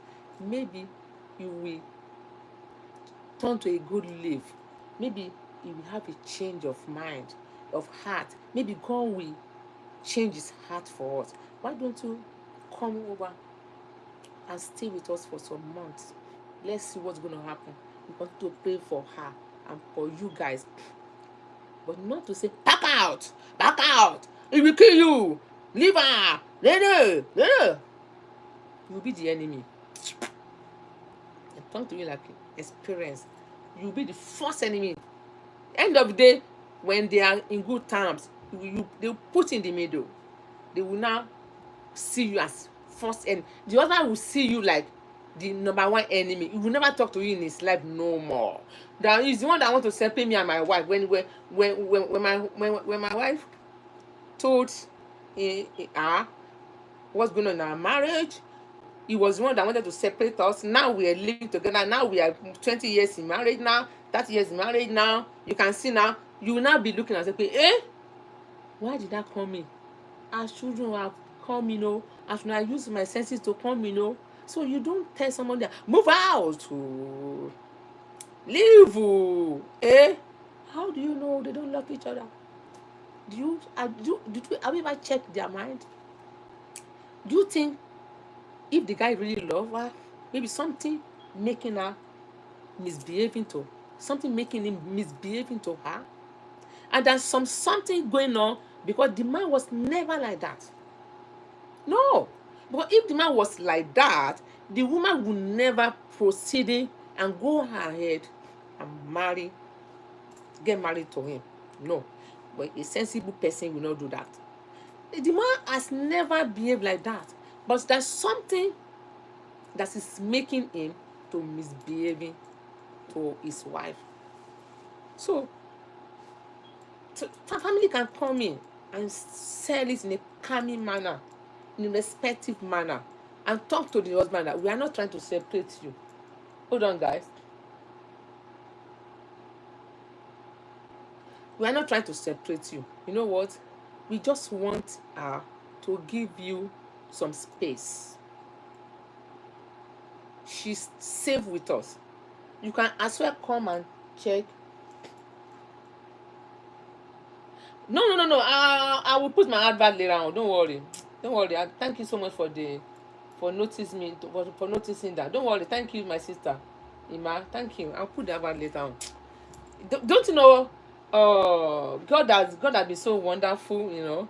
I will put advert, then I can make whatever money I want to make. I'm just doing this for a passion, for a passion, like inspiration. It is not me that is talking. It's like inspirational. I'm not just talking. What I'm saying now, I don't even write anything down. I'm not jotting anything. I'm not reading from anywhere. It is just coming out like inspirational, inspiration from from spirit. Yeah, I will put that back later on when I'm done. It's not really that making money on it. On whatever I say here, like Sunday, I come here, it is inspirational. Like it's like something that I need to say to the world, something I need to pass the message. It can, some people can make use of it. So I forget about that, but I'll do that later on. I'm just doing it for like passion, like something that I have to pass out, like a message. I can't remember again. Yeah, let me back to my sense. Let me back to my. So I was saying that don't blame pastor for not telling Ochinachi, for not coming to their marriage. Don't blame pastor. Don't blame all the friends around her for not coming in, for her not telling them, and don't put any blame on any pastor for in any marriage. No pastor have the right to separate, but pastor are are blessed to join together and bless you with prayer. But pastor can never say we are separating you. It is even against the will of the God. Yeah, you can't. Just like what God has joined together, no man put asunder. No man, like a pastor, can have the power, authority to say, I am separating two of you because you hit her all the time. Who are you, the God that joined them? The only thing you can do is, as a family member, as a pastor, if you want pastor to come in, that in a calming manner, in a respected manner, even the wife, the husband, you have to respect the husband. Respect the husband. Say it in a, not in an aggressive manner. You have to say in a calming manner, in a respected, even respect the husband. Like, when he was, the moment he was trying to raise his hand on the wife, it was never himself. Mind you, no man will be in his sensible brain, with his brain, and do that, because at the moment he do that, he was never himself.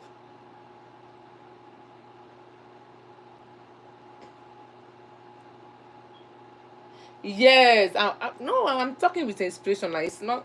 I don't even think about it. Just came over. The topic came over, and it's like it's something that came from this. Can I say? I don't know. It's coming. So, you. I don't know again. No, a pastor can never.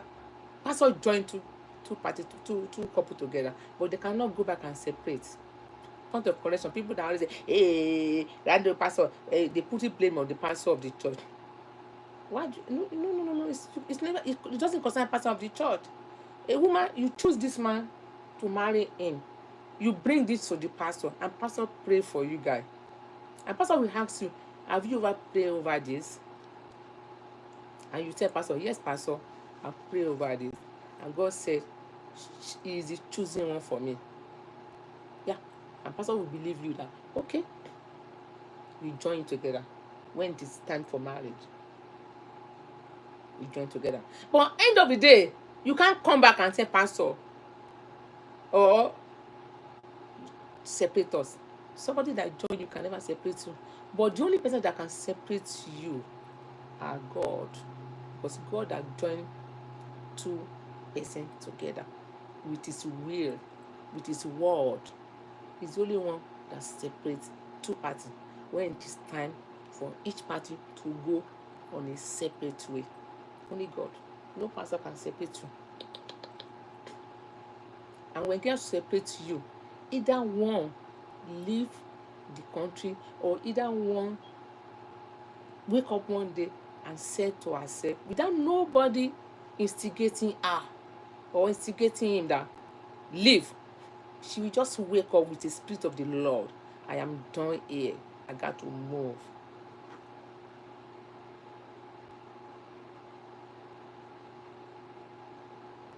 She will just wake up when the spirit of the Lord touch his mind, or her mind rather, that enough of what he's doing for my fellow woman. I am going to leave. I'm going to take her from you. You will ask her, are you dreaming? What has gone on in your brain? What is really going on? Because it was God that joined you, and it is God that will come into between you and separate you if it's going to get to a stage of unbearable, it was God that joined you.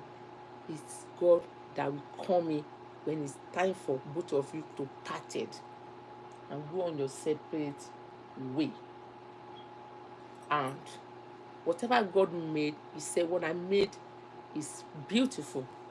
So it's never created something that is God will regret in His life. I am not a pastor. I am inspirational speaker. So pastors are different. I am not preaching. I am talking to, passing my message the way it come out from me. No pastor can separate what the couple that he joined with his hand by the will of the God. Oh, thanks so much, Ima. God bless you.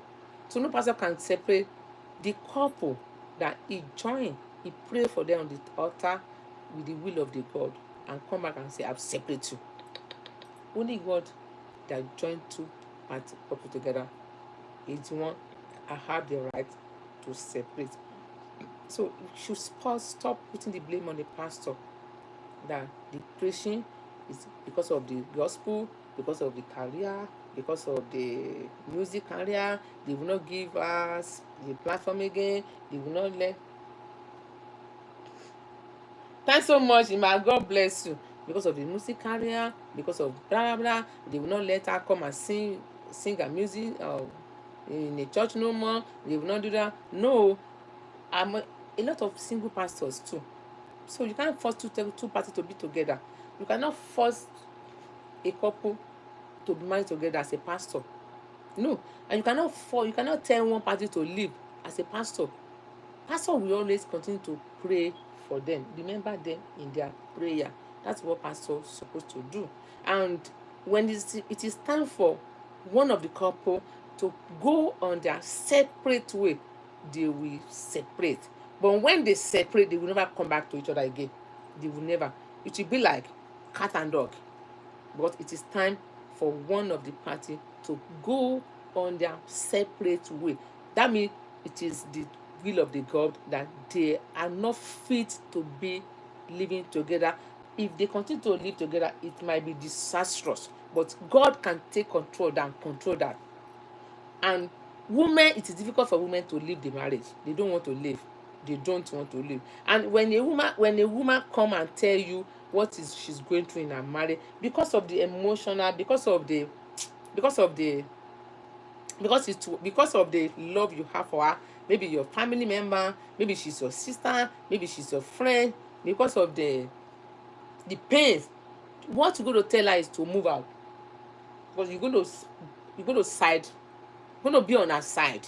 You will have a feelings for her that she's going through a lot, because it's you might feel hurt, you might feel emotional what she was going through. So the next thing you're going to tell her is move out now.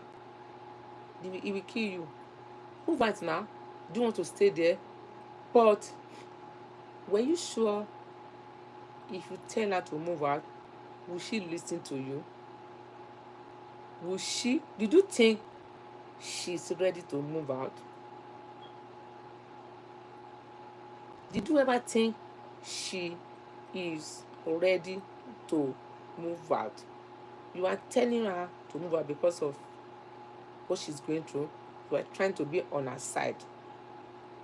In her mind, did you really think she willing to move out? She will just tell you, thank you. She's going back to the marriage of abusive. The first thing, the next morning, she will never call your phone number again. She will never come to your house again. She will never ask nothing to do with you again, because she will see you as a marriage destroyer. She will see you as enemy of the marriage. She will see you as the number one that doesn't want a marriage to work. So, but sometimes in dealing with couple, we need to be careful. We need to be careful. When you tell her to move out, do you think she really wants to move out? Do you think, has she ever ready to move out? Do you think she doesn't love him, do you think she can live without him? She won't listen to you because she doesn't want to move out. She doesn't want to leave her marriage. She was going through a hell, but what she expecting you to say was never what you told, what you said. But she was expecting you, she was never expecting you to tell her to move out. So she will be disappointed in you by telling her to move out. She will hate you. She will hate you. So people shouldn't blame pastor, the friend. Do you know she said to somebody that I don't want my pastor to know that. I don't want my family to know that. I don't want to tell them, because she loved that man. She want to keep the marriage. She don't want to leave her children. She doesn't want to leave the kids. She still loved the man. But that man was never like that before. She changed. She changed. She was never see that man before, a kind of attitude before she proceeded and married him. She was never. This man changed on the way, in the marriage, on the journey. What made this man change? It is that some side attraction, some lady outside. Maybe they were giving this man. Why is my chat logging out? Who is disturbing my chat? I'm not talking to anybody. So, excuse me, guys. This topic today was never referred to anybody, be it man or woman. It's this topic today is everybody's involved. I'm involved too. It doesn't exclude anybody. I'm not in favor of a woman. I'm not in favor of a man. I am talking generally what leads to all this abusive. This men, they were never like that when you were dating on the way before you proceeded to marry. No. Everybody always give a story that, but I never see this man like this before. He was never like this. What make him change? You have to look for the root of what make him change. I'm talking to you with an experience. What make him change? There's some hiding secret lover out there. Because when you don't have an extra, let's say you have one pair of shoe that you wear to work every day, you always want to keep the shoe clean. You clean it. You try to clean it, make it shiny, because you have only one pair of shoes. That's only one you wear every day. The moment you have another shoes, you bought the new one. Do you know what's going to happen? The new one will be attracted to you. You want to patch this old one aside. You look at the old one like, let me have the new one, but this is the new one now. You want to use the new one because the new one will be the one attracted to you. You want to be keeping using the new one. So the old one that you think is the best, it's very nice, cute, you will abandon it, patch it by the side. So this man was never like that when he first got married to her. This man changed along the way because there's going to be a side chick that distracting the marriage, that make him see the wife, that make him not to see the love he saw in the wife when they first married. No more. But the moment your husband started eating on you, there's no more love. He doesn't see the love he saw in you again. That love has gone. Because what you don't like, you won't think, you ever want to, what you don't like, you won't even care about that person, that thing you don't like, because you're going to be behaving like uncared attitude because you don't like that thing no more, because you have another options. So what should a woman do in this kind of situation? Ask me, what should a woman do? I am not here to judge. you excuse that type of man. I am not a pastor. You excuse that type of man. You're going to make him miss you. You're going to make him feel your absence. You're going to make him. There's no way he won't miss you, because the sad attractive outside will never be tolerated like the way you are being tolerated. They will never. The sad attractive outside will never be submissive, so humble, so tolerant the way you are. So he will now go and try those that distracted him in the marriage. Trust me, he's coming back to you. You will separate. You can hide somewhere. If your father or your parents have like a small little room, they shouldn't send you back, because African parents, they contributed to most of this problem too. Because when your children, your daughter called you, I think I need to give this man a space for a while. The next in African mother will shout, "Don't come here, hey, you don't come here, I don't need your daddy, I don't need your daddy." The moment they say that, this lady will go back and be depressed and be emotional abused and be crying. No one to talk to. She won't want to tell a friend.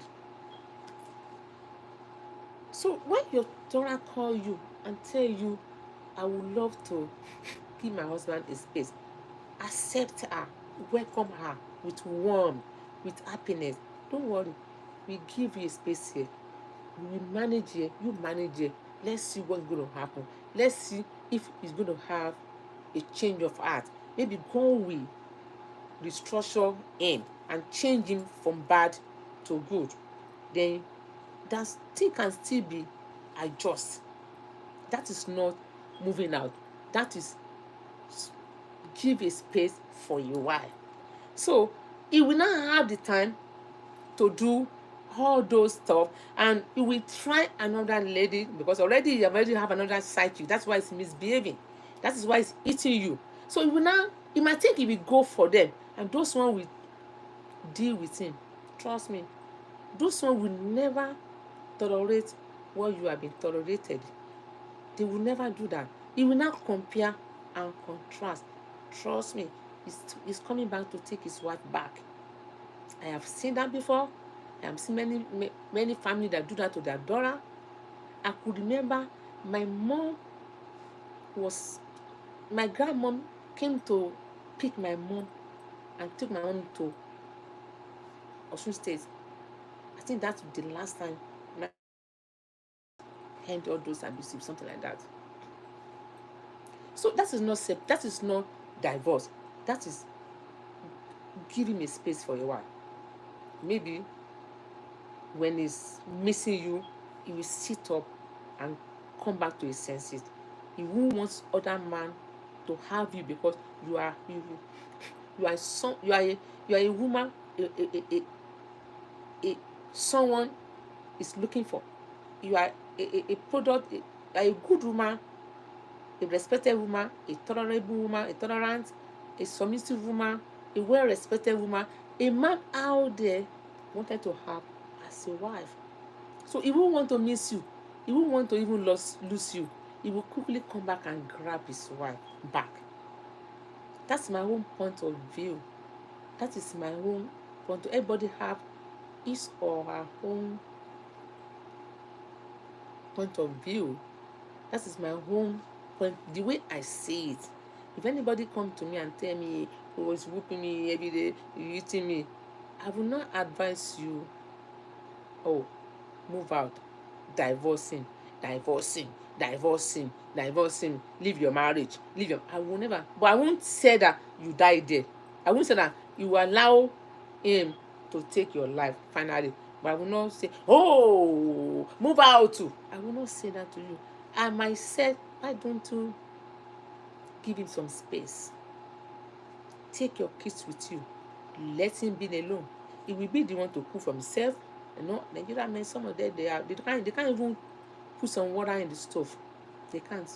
They can't even, some of them can't even make simple eba. And they can't even make eba, cassava flakes. Some of them. You separate for a while. Give him a space. Leave him for a while. Let him go to the kitchen and become a bachelor, because he wanted to be a bachelor. He wanted to be free and bring his side chick. Let him go and bring them. Those one will deal with him. Those one will deal with him. He will not compare those one with you. So the moment he's going to do that, be looking after you. They will tell you, no, you came here to stay with us for a while, just to give him some space. Maybe God will touch his heart. You return to a good life. They will be monitoring you so that you won't be on the street. You won't be moving around. You will be changing different men, because the moment you started changing different men, you are going to be distorted. You are going astray. You are going astray. Trust me. I'm sorry to say that, because you don't know which one is even better, because all men are the same, but some are better, some are tolerable, some are still can be manageable, but you don't know which one you will end up with. You might end up with the bad one, the one that even worse than the one you think you can move out of his life. So the family member will be monitoring you, putting you to the right path, because when you stay with a family member, you won't want to live a kind of life that you won't be respected, to your kids and to your family member, and you'll be under check and balancing. So it will respect you that you are with your sister or you are with your father. He will come back and remarry you again. Then you will never do that again, and that means everything is be set up and restructured. That means you understand each other, so you're going to miss each other. So what you don't like, you will know it. What she doesn't like, you will know it. You're going to readjust your relationship. That's how it goes. But if you want to live, if it's getting to, if you get into unbearable, a point of where you can't tolerate no more, it is you that will decide whether to stay or to leave. If you are waiting for some people out there, if you are waiting for, excuse me guys, if you are waiting for some people out there that were never in the relationship, that were never in the marriage, for them to tell you when to move, that means you aren't ready to move.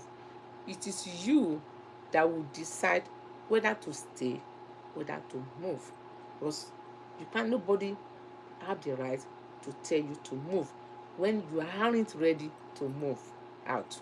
But when you're ready to move out, that means you are gone forever. But when people outside on this not in the marriage tell you to move, trust me, you are going back. You will see each other again. He is coming back to give you a sweet mouth, sweet words, and convince you again. Before they know it, you have a second pregnancy. But when you yourself make up of your mind that, you know what, I am done, I got to move out of this marriage, you won't want to see him in your life no more. So I'm going to end the chat, guys. I'm not referring to anybody, because the people have been disturbing my chat for the first time. I'm not referring to anybody. If you are kind of people that hit your wife, stop it. It is not good. You won't want to end up your life in jail, because if you take her life, nobody, the family member will never pardon you, because she's someone's daughter, someone's child.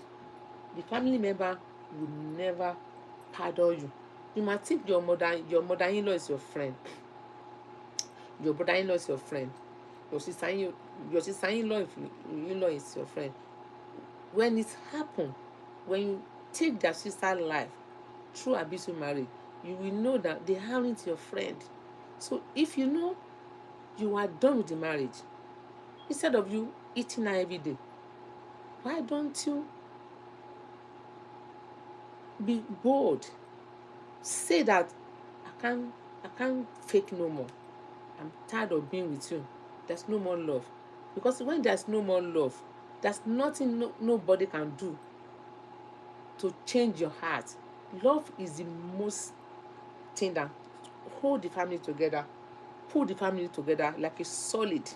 When there's no love, there's nothing a woman can do to keep the marriage. Trust me, when there's no more love from the man, if you want to keep in the marriage, that means you are the only one in the marriage. The man is not in the marriage no more. That's why he's eating you every day. The man has already done with the marriage. You are the only one left in the marriage. That's why it's eating you. It is now left for you as a woman to now decide whether you yourself will end it. Because him already has already end it the moment he started eating you. Because you can never hurt someone you claim you love. You can never hurt someone you claim you love so dearly. You will never want her cry. So it is better you parted away. Love has to be balanced. You love me, I love you. Not I love her. You didn't love me. What are you doing with that kind of person? Excuse me. Not I love him. I love him so much. What about him? Does he love you? Say my own, no. I'm not talking to anybody, oh. That's my own opinion, oh. You have your opinion, oh. Let me know in my comment section, oh. If I say it right, yo. If what I said is good, oh. I know woman should come for me, oh. I'm a woman too, oh. And I have a sister that go through an abusive marriage too, oh. No person should come for me in the comment section that, what do you mean, and you care, and you say they shouldn't move out to. That's my own opinion, oh. The way I see it, oh. I'm an adult, yo. I'm not a baby, oh. I was being on the streets before, oh. Because I have a wig on, doesn't mean I'm a young girl, oh. And I saw a lot in this life, oh. My mommy was in abusive. My sister was abusive. My two sisters, I witnessed my mommy abusive. My grandmommy that stopped it. She separated my mom. She took my mom into Ile-Ife. My daddy missed my mom. My daddy go back and beg. And that's how it stopped. Telling woman to leave, to stay in the abusive marriage. I never said woman should stay in abusive marriage. Guys, don't get me wrong. I never said anyone is going through abusive marriage should stay there. I said, does moving out is the next option. Okay. And I said, there's still some thing that needed to be amended if it's going to work. If it doesn't work, the woman, the person in the marriage has the control over her life. The person that in there is the one going through that. She's the one that will tell you and the family member, I am done. When the pastor, when she done, if I were you, if I am done, if I were you, if you are done in the marriage, you don't need to tell your pastor. You know why? You know why? Your pastor will never encourage you to leave. Yeah, according to the Christian stuff, to the Bible. You don't. Some people, you know what some people do when they done in the marriage? When they done, they're the one in the marriage. They're the one going through the emotion, they're all the abusive. Some of them change their church. Some of them don't go to that kind of church no more because they don't want to be a laughing stock. They don't want people might say. They don't want people to convince them because they don't want to go back again. They knew that it's getting to a point of unbearable, you know. So some of them don't tell the pastor because some pastor will want you to go back. That is their job. That's their job. When you want to move out, when you decided to move out, when you choose to move out, when you are ready to move out, when you are ready to move out, But when you are not ready to move out, you can't move out. Because if anybody tell you to move out, you never listen to them, because you aren't ready to move out. You still love your husband, and particularly because of your kids. You want to stay with them and raise them together with their father. Nobody can tell you to move out because you aren't done yet. But when you're done with the marriage, you want to move out, you decided to move out, you make up your mind, you take the courage, you were bold enough to take a step. I know when a woman take a step and move out, they don't go back. Even they will never pick their pastor's phone number. But pastor will want to settle down, talk to your husband. So some husband will call pastor, but they knew that you want to listen to your pastor because you respect your pastor so much. You want to listen to the man of God. But the man of God was not in the marriage. You know what you are going to. You are in there, not in. So he won't tell you that, oh, you move out. That's good. That's good. You take a bold step. That's good. You take a nice step. That is good. No pastor will tell you that is good. They will want a peace between you and your husband. But you are the one in the marriage. If I were you, I've never involved my pastor. I have made my mind, I have move on, Because my pastor will convince me, I want to respect the man of God. The pastor will tell you to go back. That is the job. That's the work of the man of God. But if you make your mind that this is getting out of hand, you have to no pastor involved, family member involved. Some people change their phone number.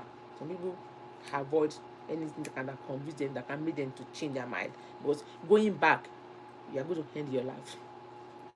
Because you know what make you decide to live for the first instance. So for you to go back, you are going back for the second round of your.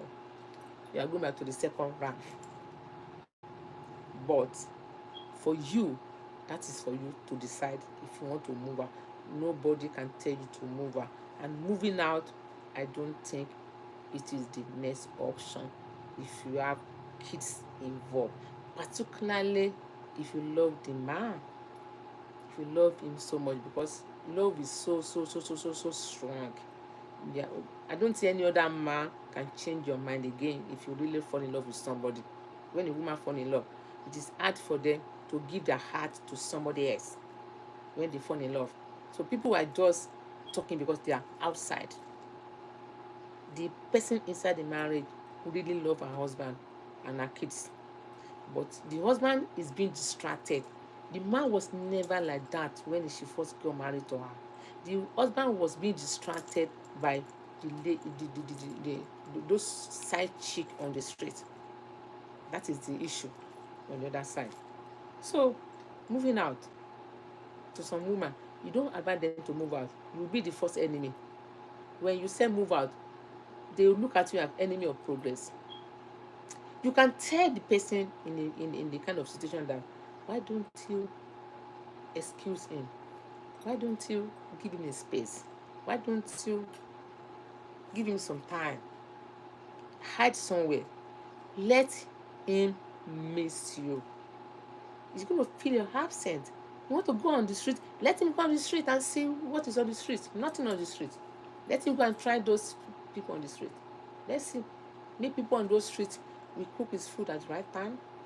People on the streets, maybe they will be humble to him the way you do. People on the lady on the street, they will be submissive to him the way you do. The lady on the street, they will be tolerant the way you do. The lady on the street, they will will allow him to dominate them the way he dominated you. You leave him, let him go and enjoy life and see what is on the street. He will come back, because those lady on the street, they aren't ready to even move into any man. They want to destroy, then get away with it. Their plan is to destroy, then continue to be on the street. Maybe he thought he's enjoying them, they move in with them. They are not ready to move in, because some lady like to be outside and be enjoyed. But the moment they move in, there won't be no more love. And most men behave, when they married you, the love is going to be depreciated. We don't know why. But when they know that you are not in their care, they will show you affection, they will show you attention, they will show you some respect and love, because you are being rented an apartment somewhere. But the one living under their umbrella, they were, oh my God, the one on the umbrella with them every day and night, they will never respect that one, because that one with that one love has already faded. So the best thing is, give him some space. Go and hide somewhere. Take your kids. If he called you, pick his call. If he tell you, come back home, no. Come back home, no. But keep yourself away from some men. Hold your body. Give some time. God can see coming. But you can move. But not to say, I'm divorcing, I'm not coming back again. That's nothing God cannot do, because I am not a pastor. I'm not forcing somebody to stay in the marriage of abusing me. But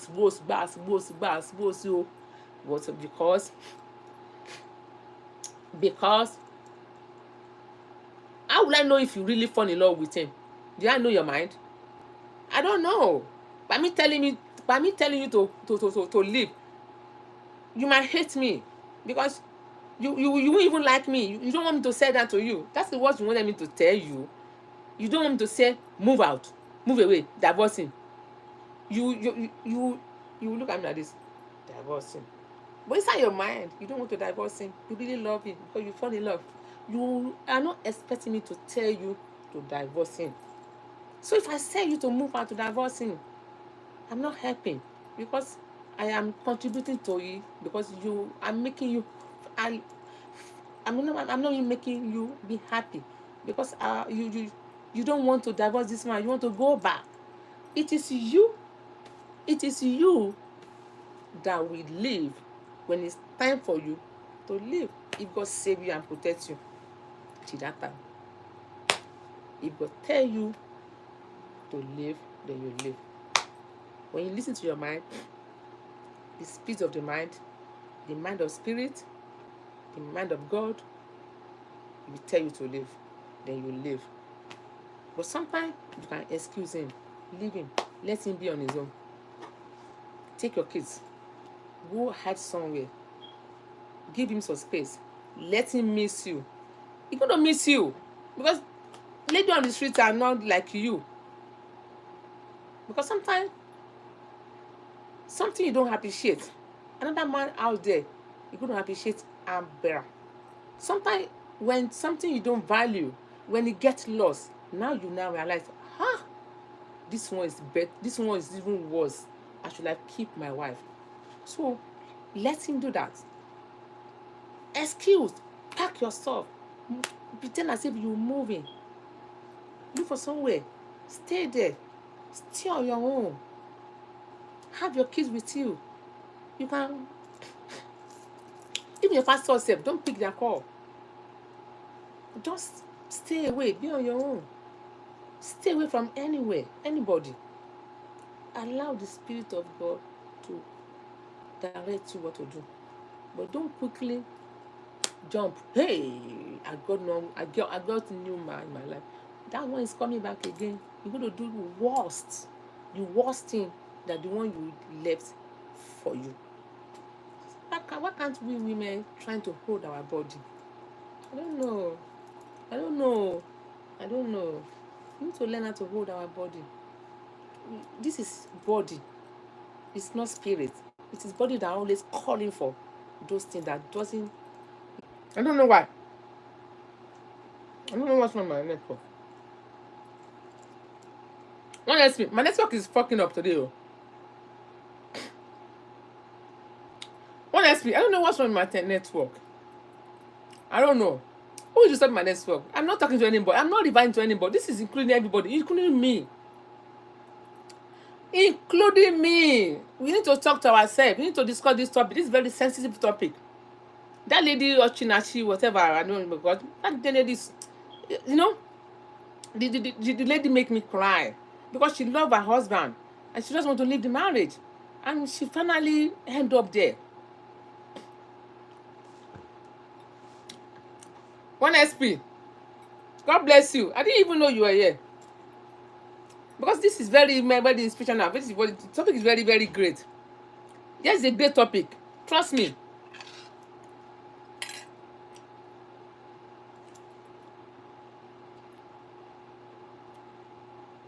It's a great topic. It is true.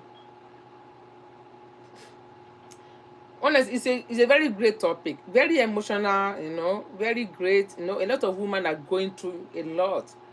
A lot. A lot. A lot. And people will be telling you, move out, leave them, leave out, leave out, leave him, go. Don't leave out, move out, leave out. And it's difficult decision to make. Very difficult decision.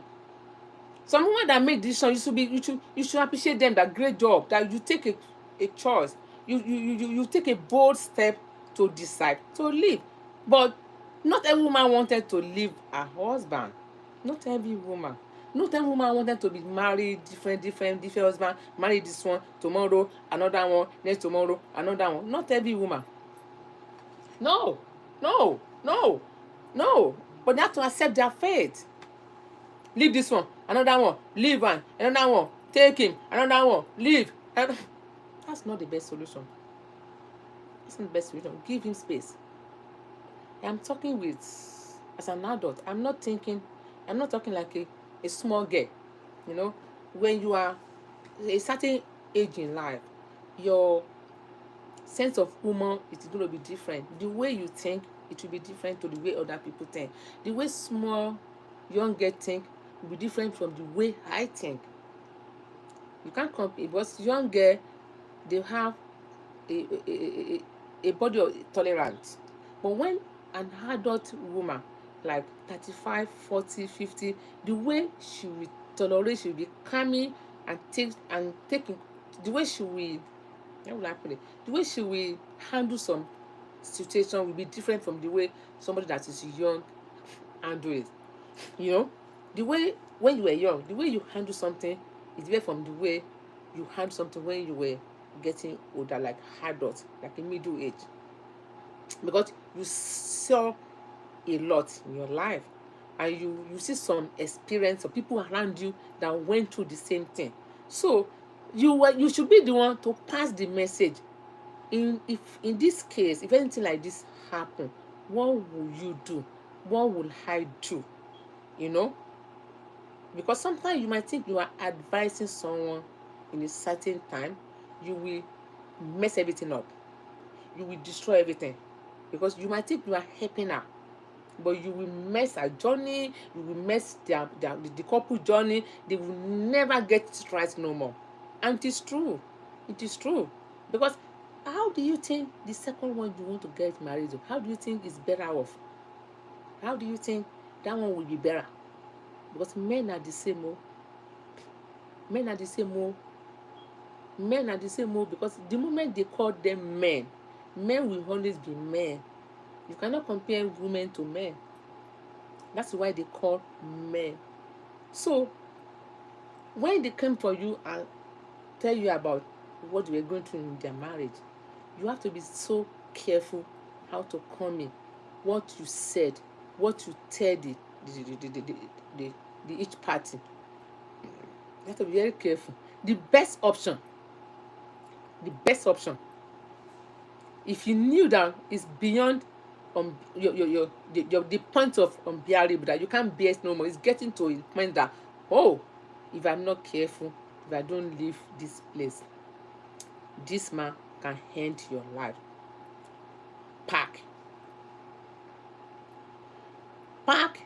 go hide somewhere.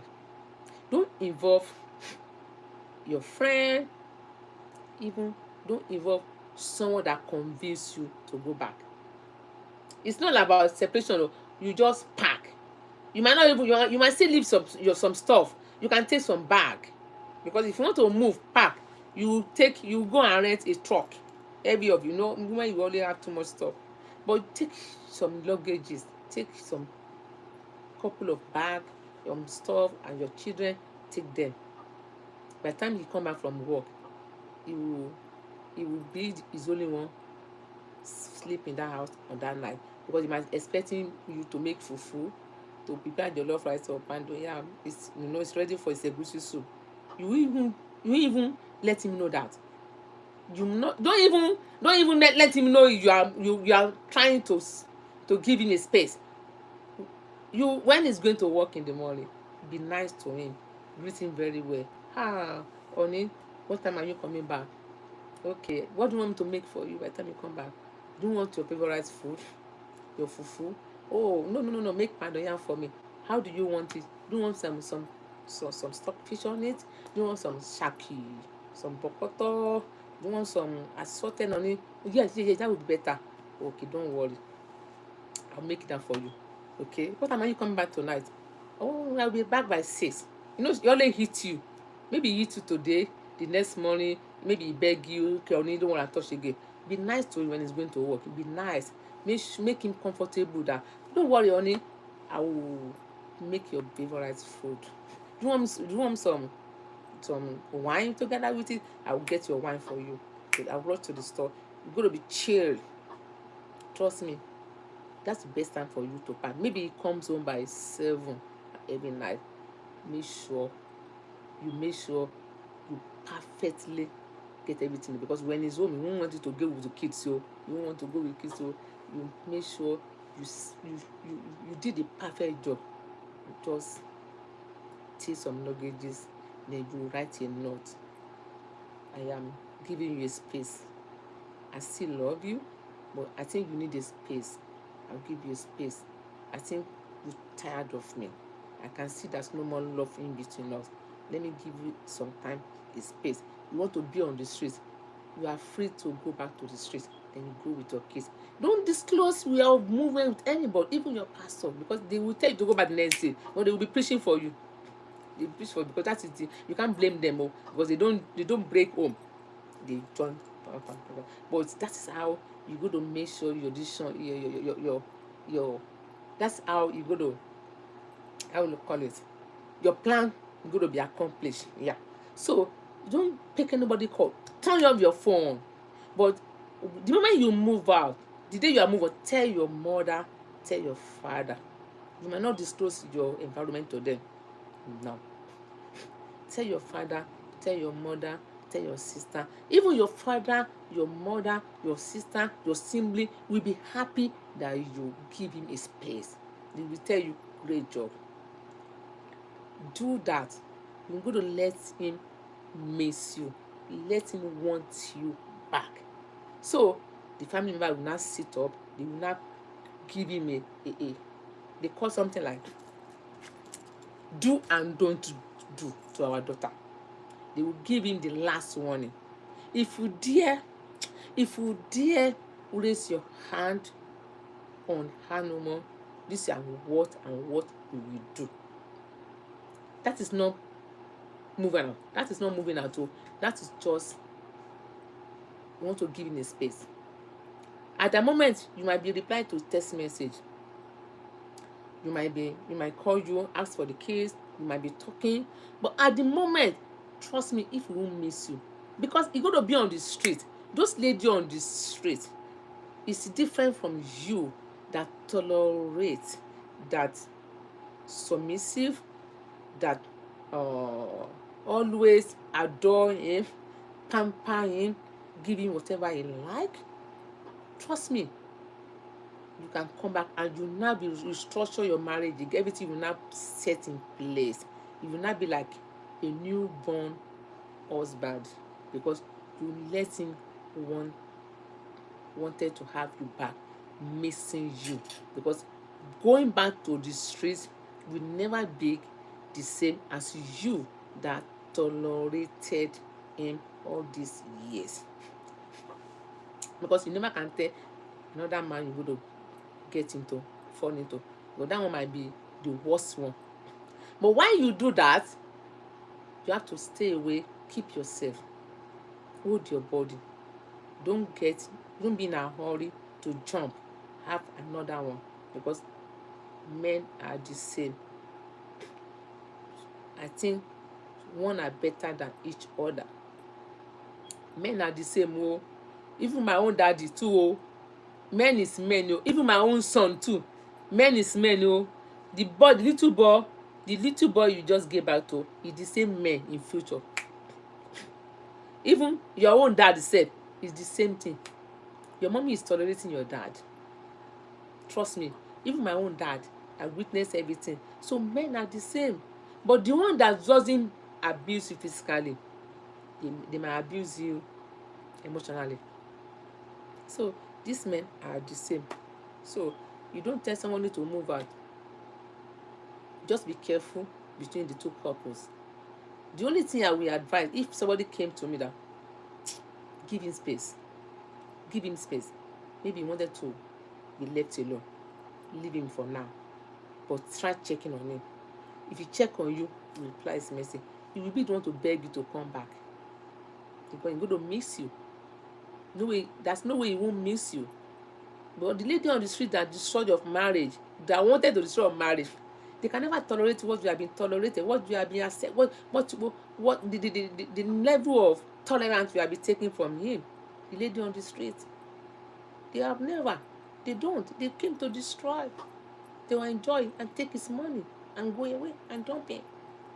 Even nobody should come for me and say, and you can say we shouldn't move at all. I never said that to you. Please, guys, oh. Anke don't say you shouldn't move at all. Anke said, is it the best option? How did you show the lady in question in the marriage wanted to move out? Because you are not there. He's one there. You had the feelings. You are emotional because he told you he's crying. You say, move out. Do you sure she's ready to move out? No. Sometimes you need to ask. So when I was reading all the comments last year, it's touching. I cried too. Very touching. She loved her husband. She loved her kids. That's why she remained there. She didn't think her life can end like that. You know? When you love a man, that nobody can tell you nothing. You will never listen. You won't.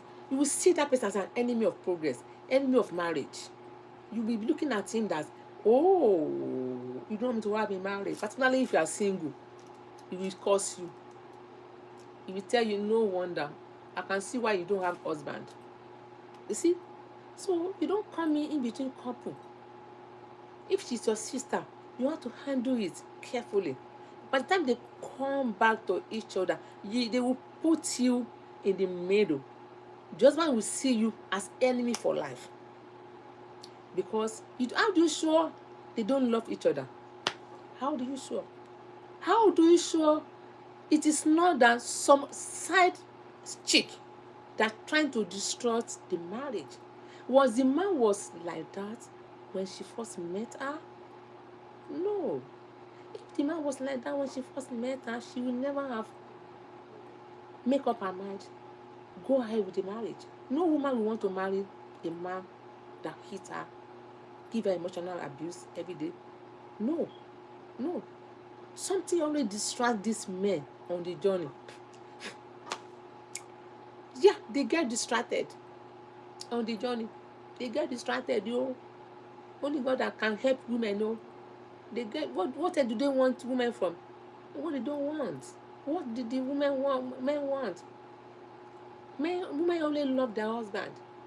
Women only fall in love. Women grow in love when they married. Their love grows every day. When they got married, women, their love grow day in day out. But the love depreciates from men. We don't know why. What did they want? It's so easy for women to take their life because they give them food, they feed them. They should be glad that your wife didn't take your life because it's so easy for her to take your life. What about if something came over her, and she never tell you, and she just wake up one day and put something like dangerous to your food because of jealousy? Don't you think of that? Don't you think of that this is dangerous for you? And he's watching all this your atrocity, and she keep quiet. She was abused. She was emotional abuse. And the next day you will ask her to fix your food. Are you not scared of your life? Are you not scared of your life? And still, they don't do that. We don't do that because we love you. We love you. Men, please, stop beating us. Let's say us. Because I mean, women too. When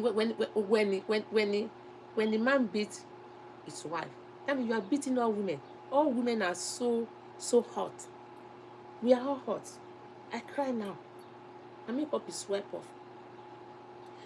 When a man beats one woman, you are beating all women. You are beating all women in the world. All women feel the pains. You feel the pains. Women, I hope they don't beat us no more. Men, please stop beating us. Stop abusing abusing us emotionally. Abusive us. We love you. It's so easy for women to take your life off, to get rid of you. It's so easy. But they don't do this. We fix you food, we give you breakfast, we give you lunch. At night, at night, you call us, we don't say no. We feed your children, we breastfeed, we carry your children for 9 months, for your baby for 9 months.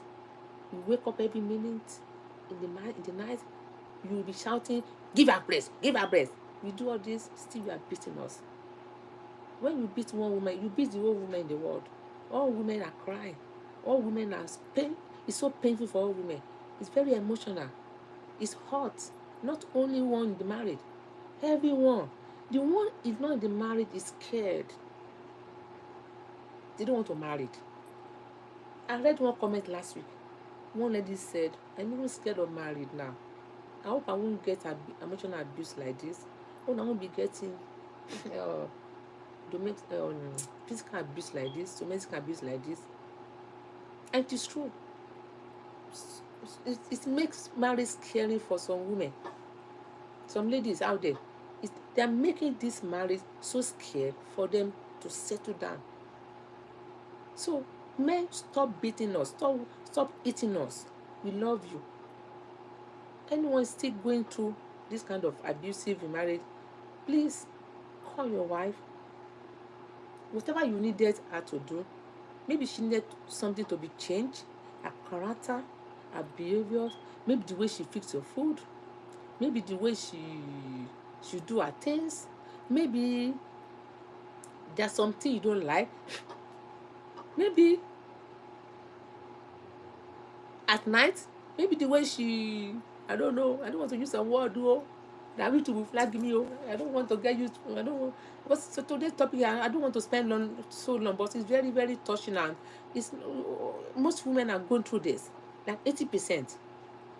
So maybe something that she does you don't like. Call her, sit her down. You have to restructure, restructure, do some reorganize. Okay, you know what? I don't like this. I don't like you. When I talk, you talk back on me. Don't let me talk. You are too proud. You don't fix my food in time. You don't come home in time. You talk too much. There's something you don't I don't like. Then she will change her ways. She will readjust. Then there will be peace. You yourself, you will have a peace of mind in your mind. Because for you, when you don't give your wife a peace of mind, you yourself, you don't have a peace of mind at home. Because you will not love coming home. You create fears into his mind, into his heart. You yourself, you are having fears. Because you are living with your wife as if you are living with an enemy. You don't want to go home. Your home is bitter. Your home is, you are not happy being home. So, men, stop beating us. Okay? Stop beating us. We love you. We love all men. Including the one that's not married, including the one that's still a baby. It's going to become a wife one day, going to become a woman one day. And it's not good for them to be watching all this. Hey, this one pie, wife pie, we beat, I watched one last week. I think I have the video. I watched another one again. I think I watched it at Coco Mama. Do you know why her husband eat her? Ask me why her husband eat her. Sorry guys, I didn't even read comment because this is very. Oh, thanks so much, ISP. Let me read comments. You are such a legend in my book, sister. Honestly, no, honestly, I never prepare for it. This topic is just coming like inspiration and inspiration.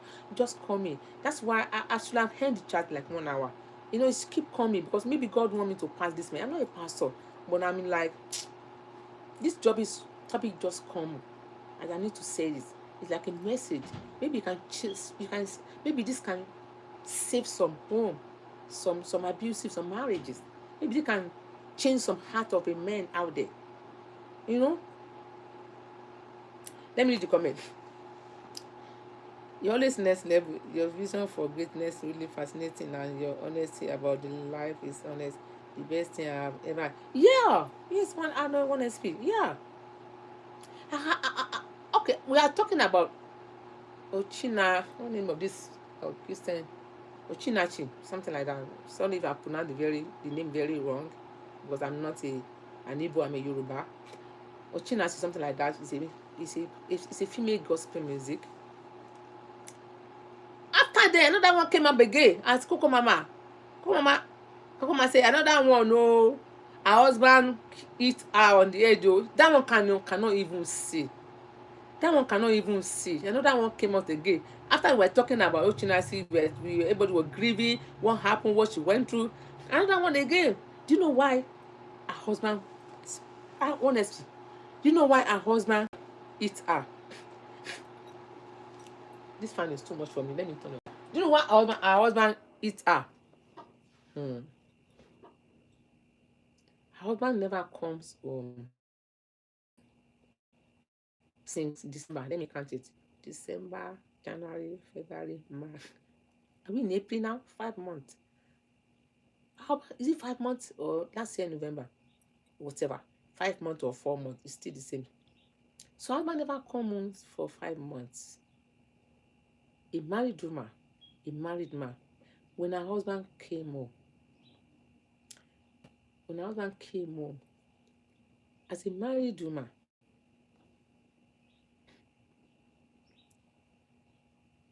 yeah, one SP said, I don't eat woman, I just get a divorce and take the kid. Thank you. I said it earlier. I said when you're tired of living with a wife or your partner, please, it's so easy. Talk to each other. I don't want to be with you again. I don't love you no more. I don't want to get to a extent that we'll be hitting each other. When you don't love, you don't love. Nobody can force you to be with somebody that if the love is gone, it's gone. If the love is no more, the love is no more. That is love for you. That is the feelings. If there's no more love, no more love. If someone says he can't be with you again, let him go. Trust me. It's different from the couples that love each other. That was different. Some people love each other, but the side chick attraction that distracted the man, when the man is having another side chick, it's going to be distracting him. He will not focus on his wife and the family no more, because somebody outside is giving him what the wife cannot give him. I don't know what the wife cannot give him, and that some other women are giving him. But that's no different. No different. Okay, but sometimes the way is different. The way of preparation is different. I don't want to use some words. No different this thing. It's the same root, but the way of preparation is different. The way of preparation, you should know what I mean by preparation. So that's no different.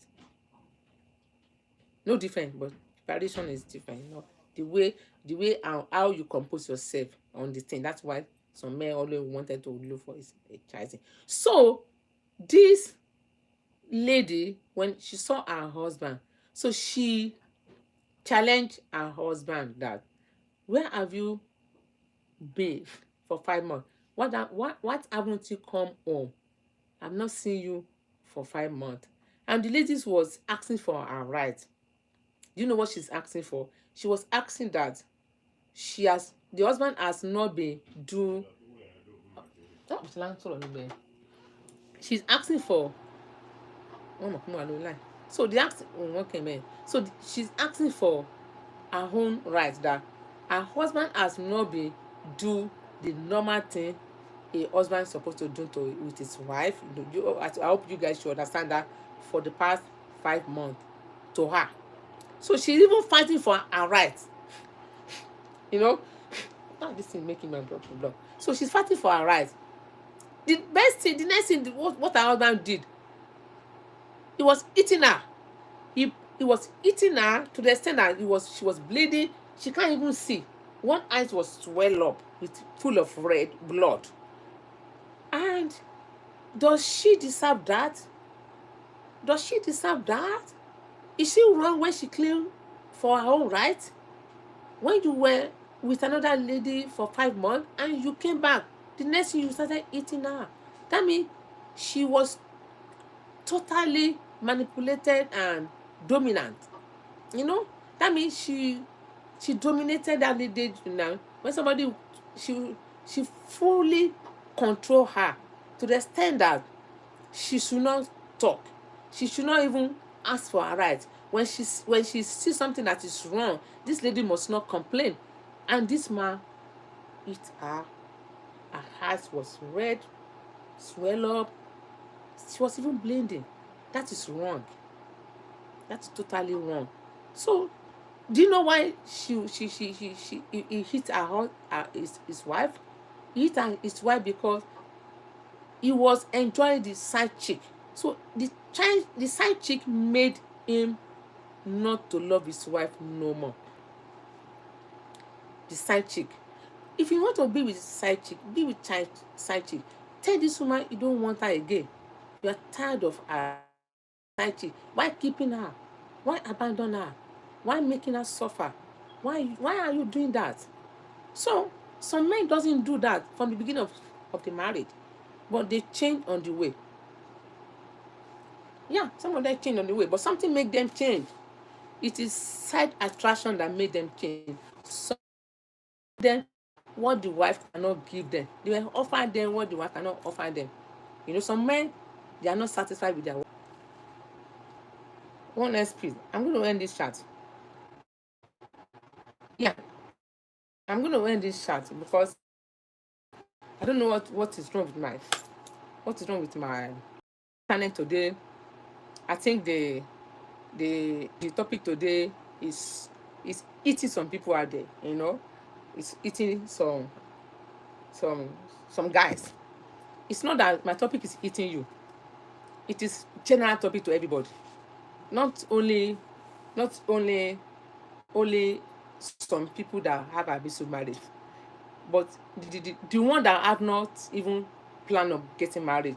So you will know that you don't eat a woman. You don't even touch a woman. We are sensitive. We are very, very, our body is very, very tender. So we don't touch a woman, we don't eat a woman. Our body is very tender. We are like an egg that shouldn't be destroyed, that shouldn't even break down. So you don't, even the one that have not even planned of getting married, they should learn and watch this video. You don't eat a woman for no reason. For no reason. If you're tired of your marriage, you can call her. You just sit down and talk about it. Or if there's something that you need to do to make an amendment, to make her change, then you tell her that if she's ready to change and listen to you.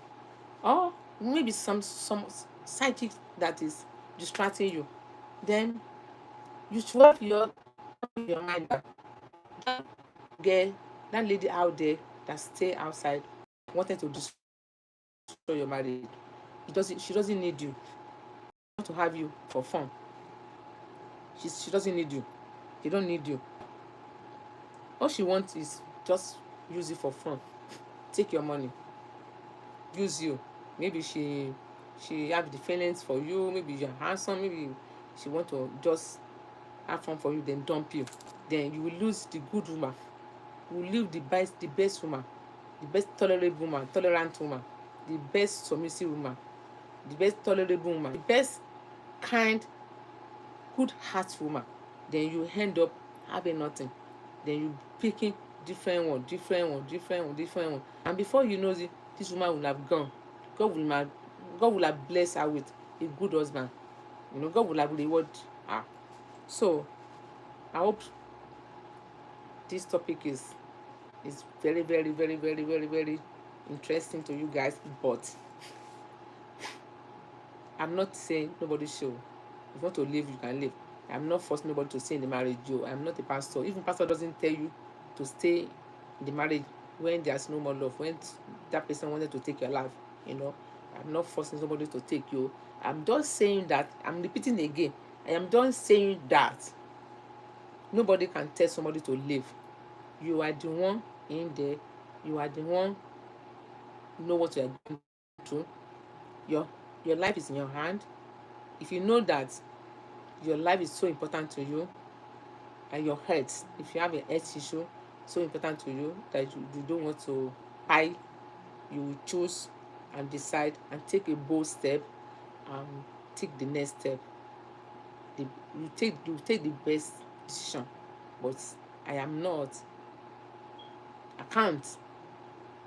If anybody come to me and tell me what should I do, can I move out, can I divorce, I will not, and I'm not in position to do that. It's only God that join you, that know the best thing for both of you. When it's time for him to come in, God will come in. And the best option, the best option, give him space. Give him space. But when you give him space, stay alone. Be on your own. Keep yourself. Keep your body. Try to control your body, because you're going to end up get the bad one again. You know, it might even be worse than the one. So when you keep your body and take your eyes off from the street, God will now, you give yourself a time. Maybe you can come back. If it doesn't come back, that means God, God has already separated you. That means God has already ordained it that you can never be together. So I'm going to end my chat because I don't know why my network is coming back and forth, but very unusual. I don't know, maybe people are flagging me, I don't know, because I'm not cursing nobody. But I don't think I say any words that is against this rule. So this topic has to be treated, and I think I make a sense. That's my own opinion, yo. That's my own opinion, yo. So, guys, I'll see you next week on another great topic. So, God bless you, Ima. God bless you, 1SP. God bless you. Let me read the comments. God bless you.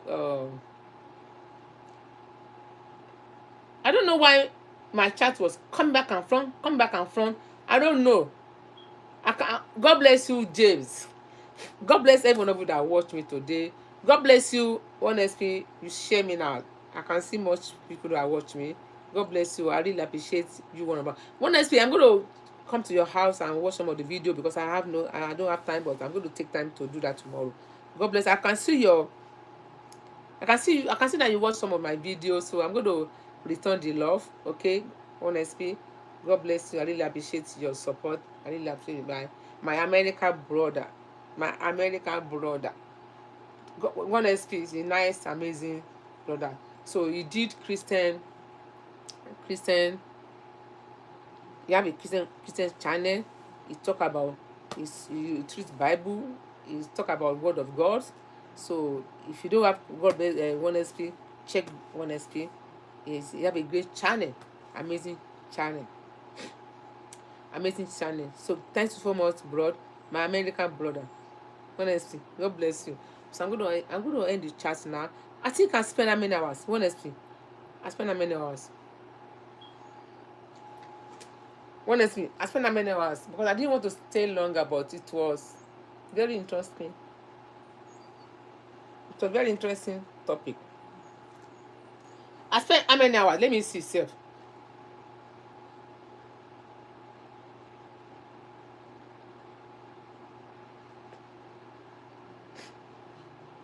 Honestly, I spent how many hours?